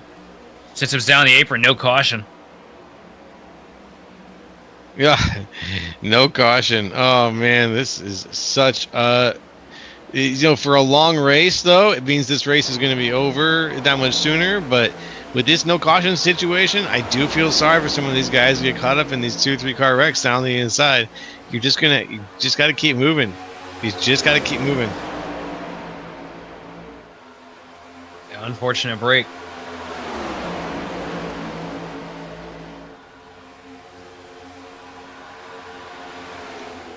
Let's see. There we go across the line now, making things 137 of 163. Matt DeCiani holding on to the front. Heitman, Gitter, Mullins, and Johnson. You're 1, 2, 3, 4, 5. We have a bunch of other groups forming. It's somewhat notable, but really the action is up here up in front, and the action is kind of non-existent right now. Everyone, like you said, is just sort of happy where they are. Now, there's these wild moments and turns where everyone splays out, but no one makes a move after that. That front pack is so split off from the rest of the field. It's really hard to build that energy that we need. We're always talking about momentum and energy. You talking about a run. That's the most important thing you need here at a play track. It's hard to generate that when you don't have enough cars in the picture to really get the air moving and get huge runs from further in the pack. Right now, everybody's just kind of tucked up single file because they know the only opportunity you got now is just wait it out. Yep. Get out there and make your move too early, and it's a huge chance that you just end up losing that opportunity a little bit, just a lap or two later. So what you're going to see here is everybody's going to stay tucked up nice and calm here, probably to the last 10 laps, and you're going to see a couple guys start to make moves with about 10 to go. Fall back on it pretty quick. Then on that last lap, those last 2 laps, you're going to see people throw caution to the wind. That's what I like to see. I like that ramping tension up to the end of the race, where you get even guys like Heitman. Heitman went at the end of stage, it was the end of stage 1 or 2. He went for that big move down to the inside. It was into stage 2, and just said, "Hey, I'm going to make this move. I am going to be here. I'm no longer pushing. I was doing this whole thing to make positions for this move right here," and it was really great.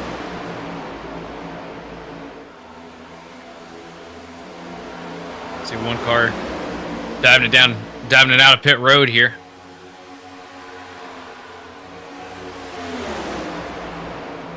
Yeah, that's right here. This is Anybody else? the part that always makes you nervous. Yeah.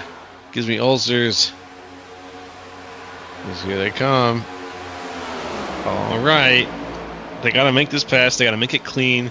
They got to get to the end of the race without dropping anybody to really say that they did their best here. And they can make it happen.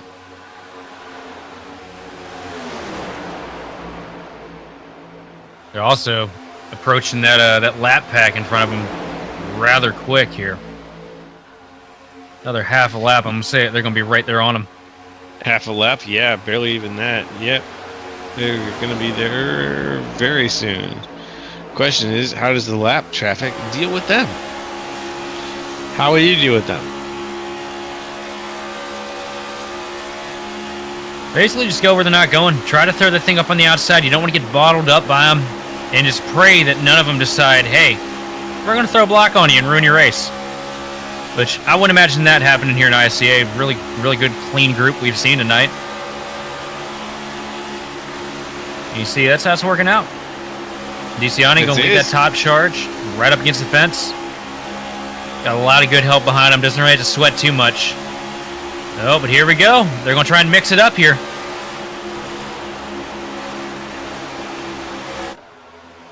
Gets to the back bumper of the 47 machine. I believe that's Vincent Crow. Got a handful of his main tail cars. It's going to be 3 wide here. Oh, he's going to turn him. Oh, DeCiani. Contact with Vincent Crow. That's going to be a huge incident. Everybody's going to walk home safe, though. And we're still green. That was an absolute wow. That was a hit. I thought it was going to be a flag situation, but potentially at the very least.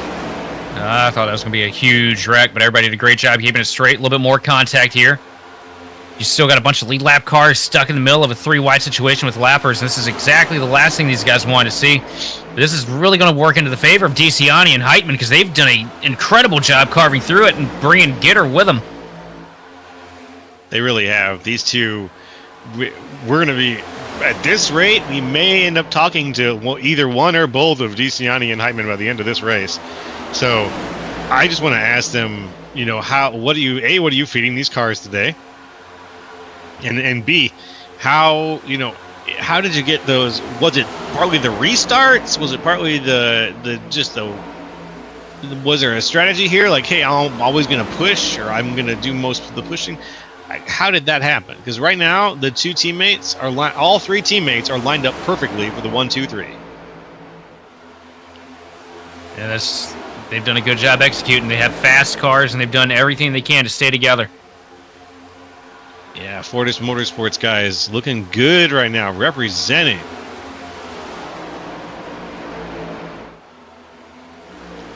We're at 148 out of 163. It's about 15 laps to go, I think, something like that. We'll bring it down to the line, folks. Thanks for joining us today on the ISCA. It was great to be here. We've got a little more racing left, but I just want to go ahead and say it's been a joy to call it for you, and we're looking forward to doing some more of this real soon. If you're new to the ISCA, welcome. If you're an old veteran, good to have you back. Hope you've enjoyed the race so far.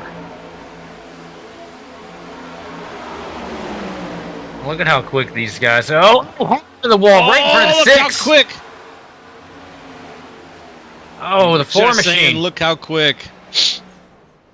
And that's going to change everything. That stacks it all up. That changes the strategies. Everyone's going to come down pit lane.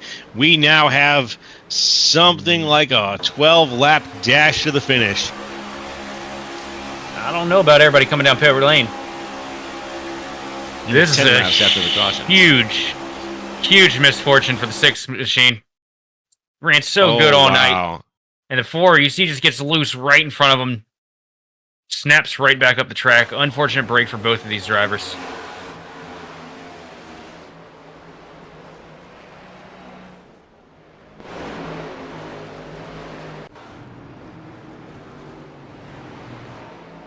And now I think we're going to... Do we have time for a quick commercial break for this yellow? And then we'll do the race to the finish? Let's do that. Let's take a really quick commercial break. And then when we come back, the end of tonight's race.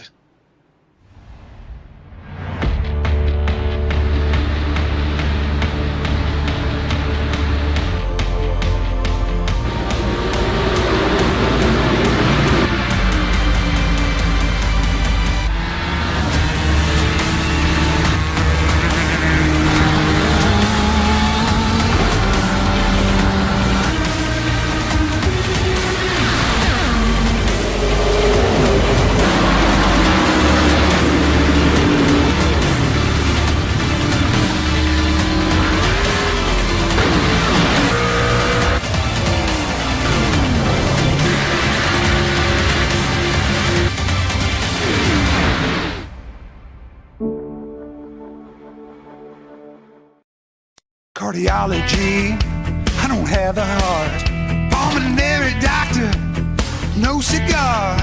I can't diagnose a simple cold or flu, but if your engine's got a cough, I know what to do.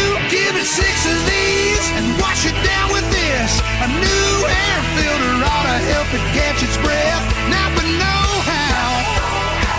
No, no, no, no, no, but know how.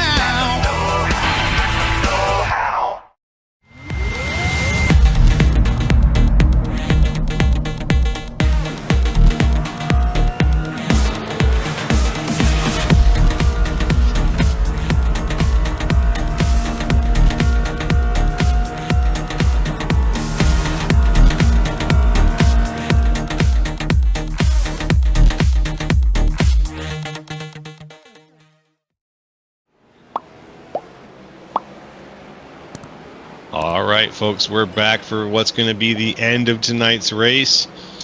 Up at the front of the group, we've got Tim Wortman Jr. Next to him, it's Matt DiCiani and Derek Heitman, the two guys who have been leading this for quite some time.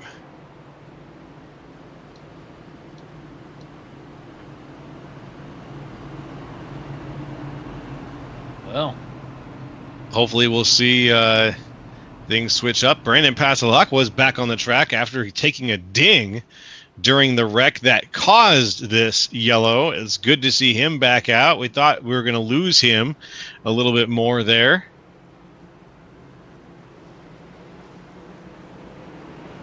I'll tell you one thing.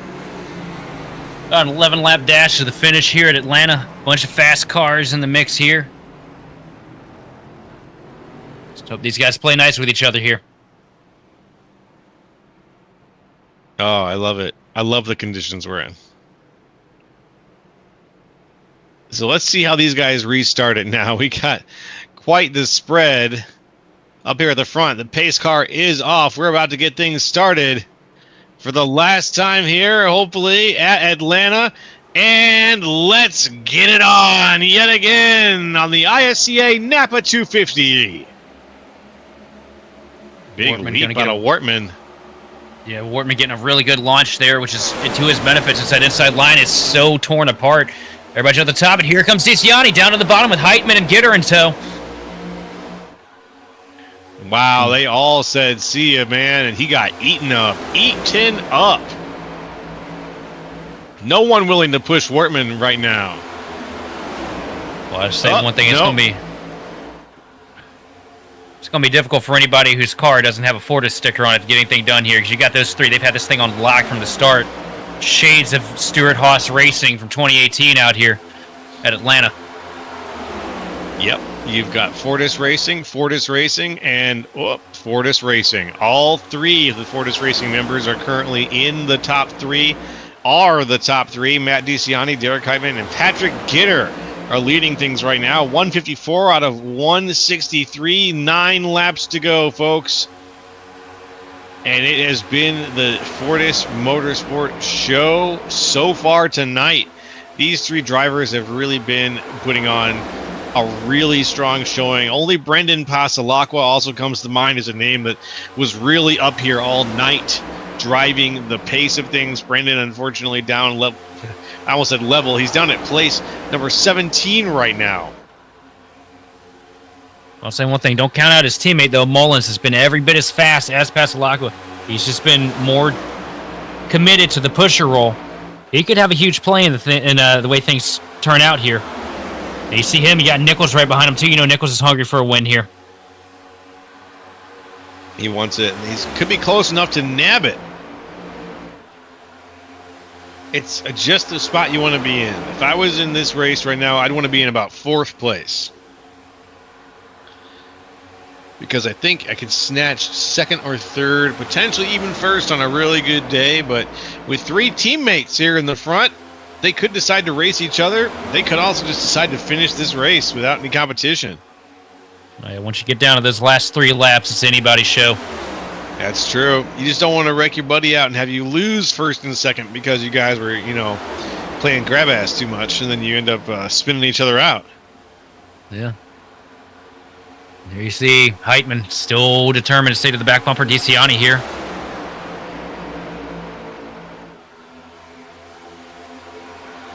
They've got a hell of a good line right now. They don't want to let go of it.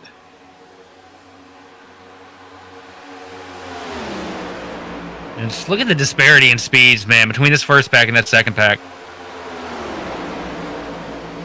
It's pretty huge right now. The first pack is about, let's see, between them and Brian Johnson.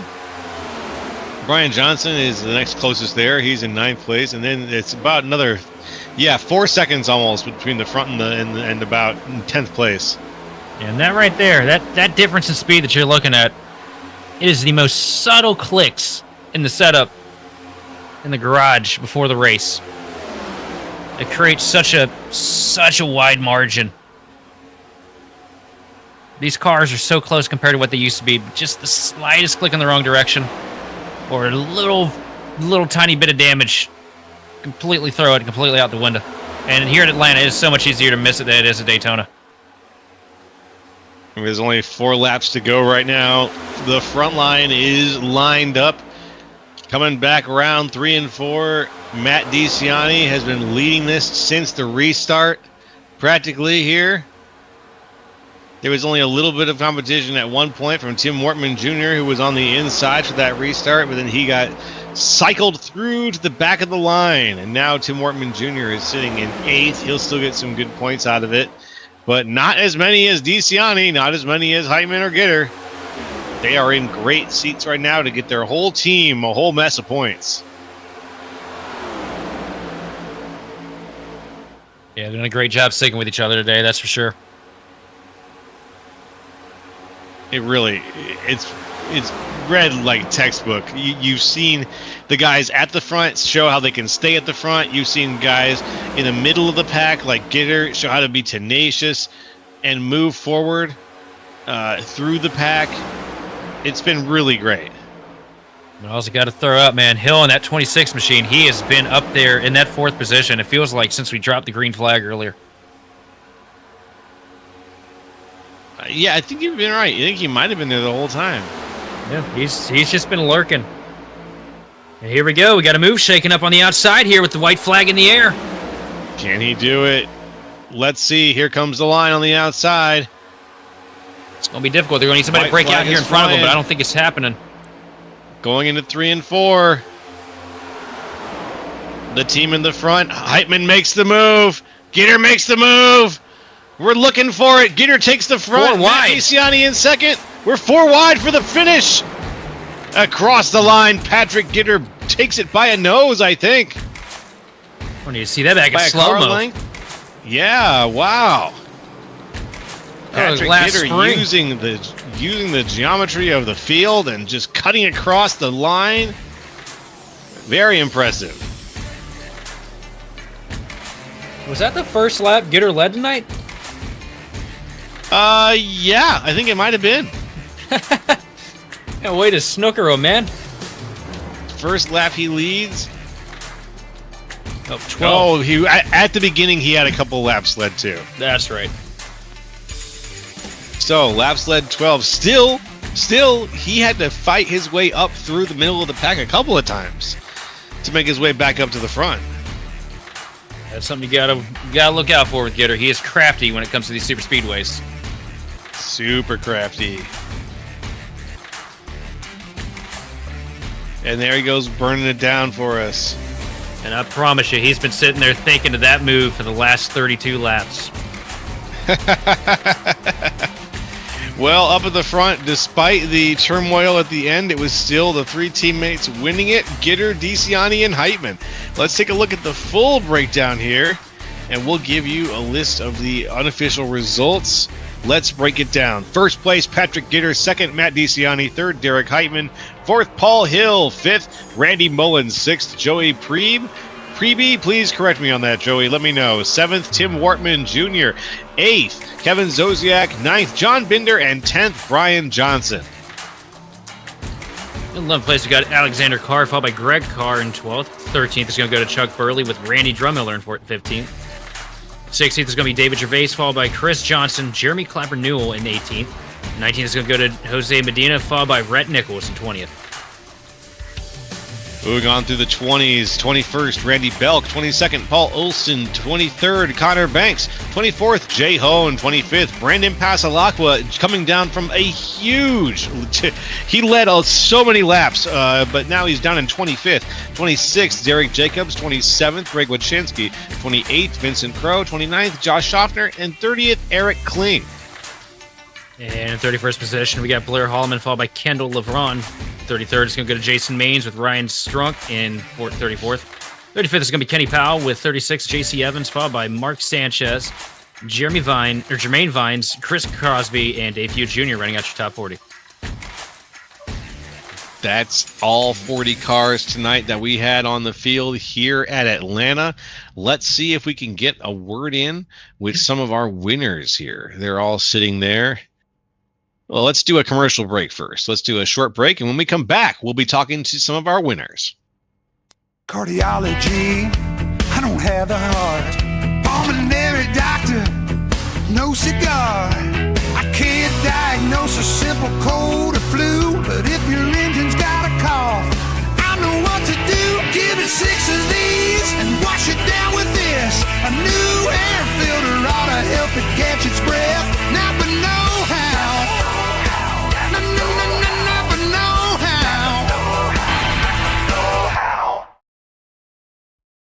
Racing isn't easy, but experiencing it is.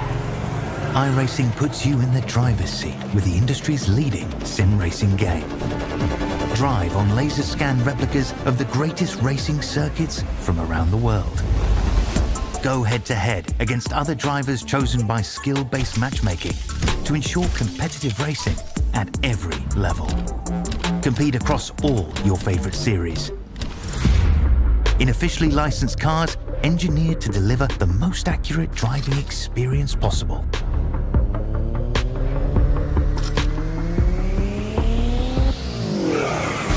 Join a race or host your own with players from across the globe. Race against the computer or in a league with friends. Feel the thrill behind the wheel.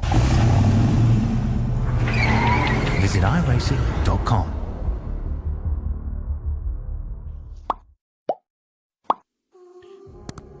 Welcome back, everybody, to the ISCA post-race here. This is Jolo up in the booth with... You want me to call you Black Flag? Should I call you that? You can call me whatever you're comfortable with. Whatever I'm comfortable with. All right, Sheldon, I'll call you that. Actually, you can call me whatever I was going to say, we might want to walk that back a little bit. We're good buddies. I'd never do you wrong, pal. Don't you worry. All right, I'm up here with Doodoo Face, and we're going to be doing some interviews with some of the winners tonight. So first things first, I'd like to speak with Derek Heitman. Derek, how are you? Good, I guess. How are you guys? I'm doing pretty good. We talked a lot about you tonight because you were probably, for me, you were the star of the show. You were pushing. Was that your strategy going into this? Just to be the number one team player on the field? Oh, 100%. I'm perfectly happy every single week at a plate track being the number 2 car and just pushing and controlling the entire race, just as long as I have someone on my nose that knows how to drive and hang on. So As soon as me and my teammates got hooked up 1, 2, 3, I knew we were going to be untouchable the rest of the race, and it definitely showed. It really did. You were always up front working your way around and with. You had Brendan Pasalaco up there a little bit trying to handle that situation. But once you guys got lined up 1, 2, 3, it was really a sight to see. So congratulations again on your team pulling out that victory. Anybody you'd like to shout out tonight? Yeah, shout out Fortis Motorsports, Matt DiCiani. He does a good job building their car every single week. They're just, technicality teammates of mine because I do race for Ryko, so I got to shout out Ryko.gg. They give you great setups every single week. Ken builds a rocket. Shout out Kenny for putting on the league. I mean, this is a pretty dang good league. In my opinion, there's a couple things that need touched up a little bit as far as the rules go. And then shout out to you guys. Putting on the broadcast every week. I'm sure you guys broadcasted a hell of a show like you do week in and week out. We try our best, my friend. Well, thank you very much, and we'll see you next week, okay? Yep, thanks, guys. Alrighty, that was Derek Heitman. I'm going to pass it over to Sheldon Atkins, who is going to talk to our second place finisher, Matt DiCiani. Take it away, Sheldon. Yeah, sitting here with Matt after a nail-biter finish here at Atlanta. You guys did your best attempt to recreate, and actually I think blew out of the water the finish that they had here last spring. And talk me through how difficult it is to, be a team player at these plate tracks, because I always get out there and just get completely selfish when I'm in a situation you guys are in. I mean, you can't win these races without teammates. It's pretty obvious. So you need guys to work with. You got to trust the guys pushing you. You got to trust the guys you're pushing. Just so that's how you make the most lap time, right? If everyone's getting all squirrely and causing checkups, that's how cars get wrecked. So just a lot of trust, a lot of racing with these guys in the past. So we all do a good job working together, regardless if we're on the same set or not. It's still just link up and trying to control these races at plate tracks. Yeah, you guys definitely had the SHR locked down on the field tonight. Talk me through a little bit of your race today, because it didn't seem like it was too chaotic for you. Yeah, I mean, it's just I don't know. I hate this Atlanta, and I'm probably not the only one. It's just dumb. And then this new draft model is something. And when you're not in a position to make any passes forward, you just gotta be really aware of checkups and stuff, not to kill your nose. And I don't know, you just gotta be patient. Honestly, I mean, you can't do anything when you're 8th car back on the top or bottom. You kind of just got to ride and, make the moves when you can. So, I mean, just kind of just play it smart. And then once we started getting some forward progress, we got linked up with my teammates. It was pretty much lights out after that. Oh, man, good finish tonight. Anybody you want to thank for the second place performance? Yeah, thanks for you guys for calling the race. Kenny for putting us league. Thanks to Pat, my teammate, and thanks for Derek for pushing me majority of that last stage there. All right, well, thanks for coming up here and sitting with us in the booth. I'm going to hand it over to Joe LaCastro here with your race winner, Patrick Gitter. Alrighty, Patrick, you got it? Can you hear us? 10-4, gotcha. Perfect. Hey, congratulations on the victory tonight. You had a bit of a tougher race than some of your teammates, I gotta say. From our point of view, you were shuffled through the group a little bit, made your way back up. Was there a point where you thought maybe you weren't going to make your way back toward the front? I felt like it could have worked out like that. I felt pretty confident I was going to be able to get up there at some point, though, with the runs I was seeing, and then just trying to take whatever open holes I could get. After stage 2, though, I mean, we were able to get together pretty well there, and then after that, we were able to, just communicate, stay together, and I felt like if we just, continued to stay true to that strategy here, it was going to pay off. Did you make the call at the end to dive down on your own there, or did you tell him, I'm going, I'm taking it?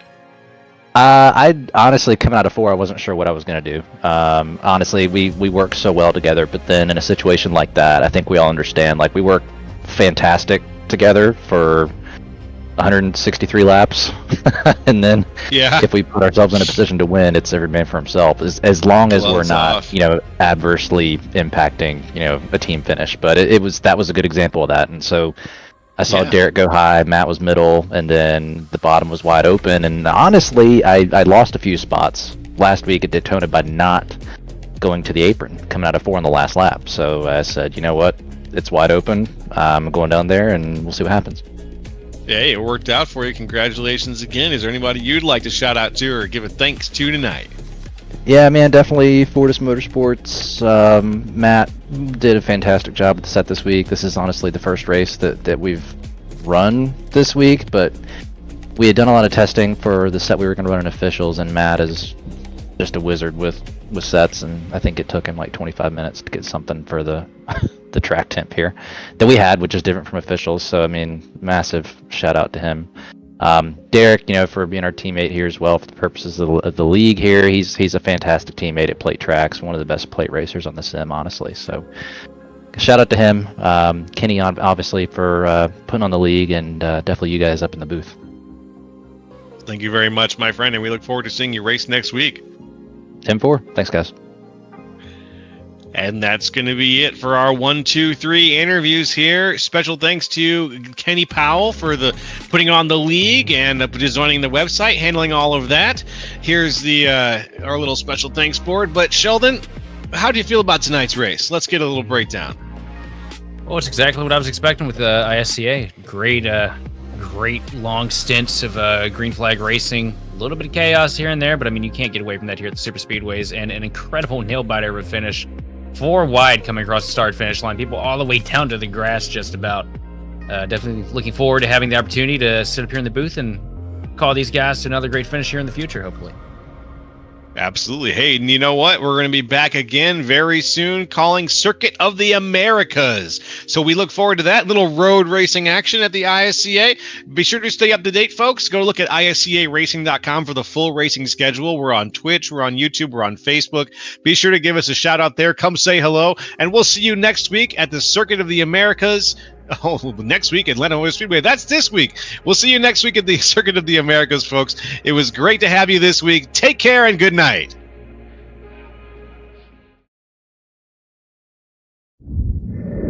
I found the ISCA after I'd been in the service for a long time. I'd been in iRacing for well over a decade and spent most of my time in NASCAR series, a lot of fixed racing for the most part. And really just got to a point in my iRacing career where I really wanted to get involved in open setup racing versus fixed, partially because I was just looking for a little higher level of competition, maybe a little cleaner driving, and maybe get away from some of the challenges that go along with fixed racing on the service. And it took me a while as I was really searching out leagues, because I kind of had a very specific thing I was looking for. A, I wanted to be an established league. B, I just really wanted clean, quality drivers to be racing around. And once I found the ISCA, I found out really quick that it was going to check all those boxes, and I've been with the ISCA ever since.